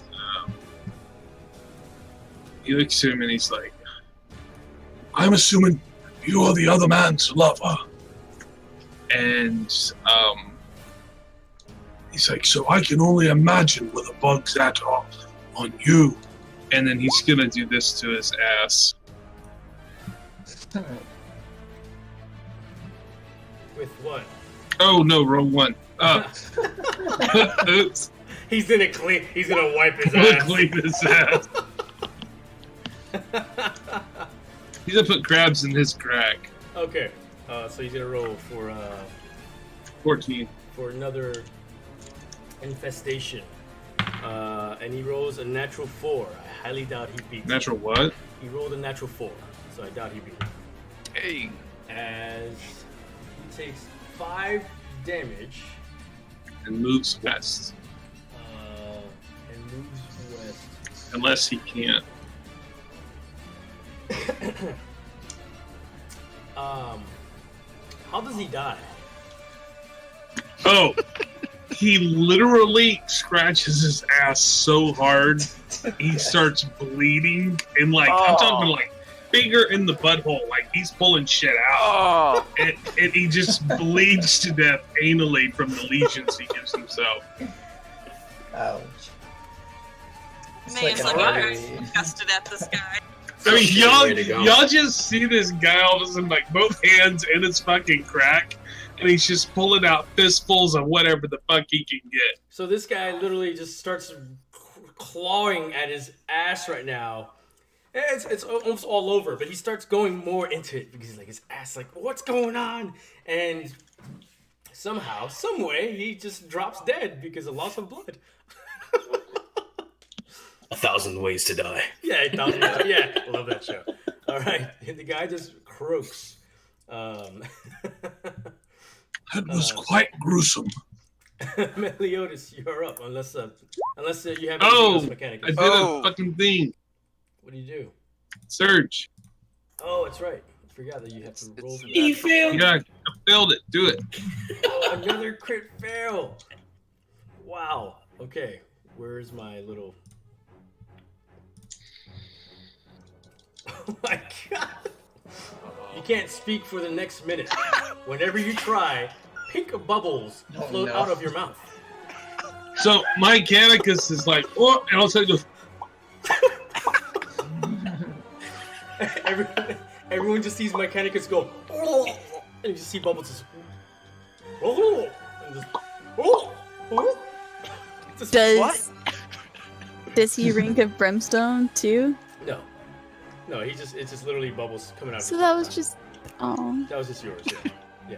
Which you no longer smell like it anyway, but yeah. Since that already left. But, so for the next minute, so that's literally, if we're still in combat for the next 10 rounds, you cannot cast a spell that requires a verbal component. Uh-oh. That is tough. And that's gonna be the end of your turn, right? You're not gonna move or anything? correct. Okay. Yes. Man, Meliodas. Alright,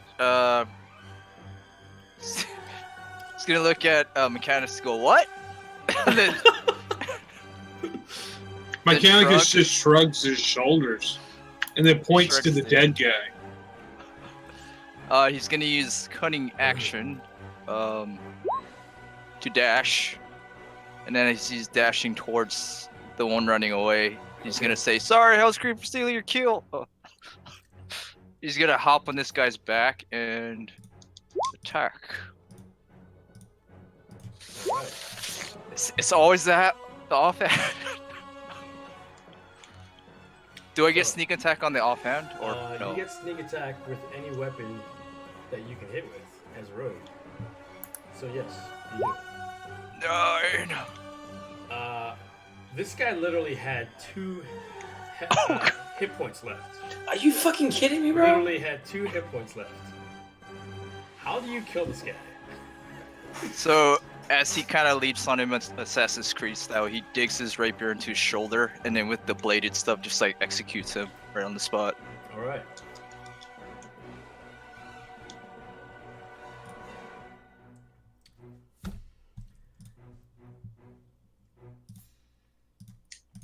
As you stop that music because combat just ended. Where is it? Here we go. So, as you finish your death dash into this target, and you Meliodas, and you look up and see the campsite that you assume would probably many travelers had come through here. You could see some ruined pieces of hardware and that you figure that many that traveled brought from various towns and cities to try to populate the area and into excavation it into like for reasons of excavation. But as you also scan this immediate area, you start to see bodies, some filleted, some look like they were just mutilated in various ways. There's 4 more. What look like the same rager that you were just fighting against. Are they all dead or? No.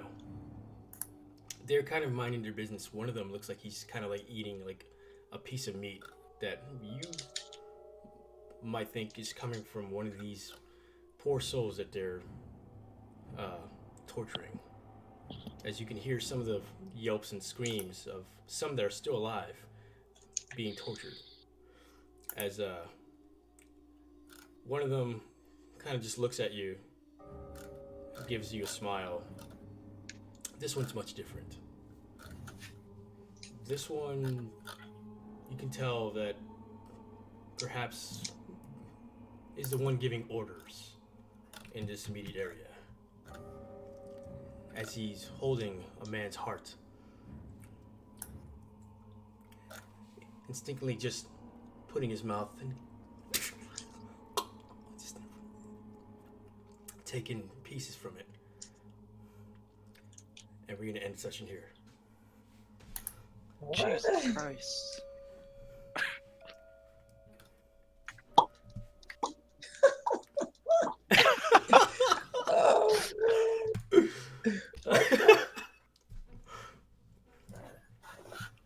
Good session. Mechanicus don't like rapists. Yeah. Do unto others as done unto you, apparently. Yep. Do unto others before others do unto you. I should have expected that to happen. I should have. How do you expect a 10-foot large man trying to... I know. That's shit you can't prepare for. I know. Then one ends up with crabs, and the other one ends up with butt Yeah. crabs. What killed him?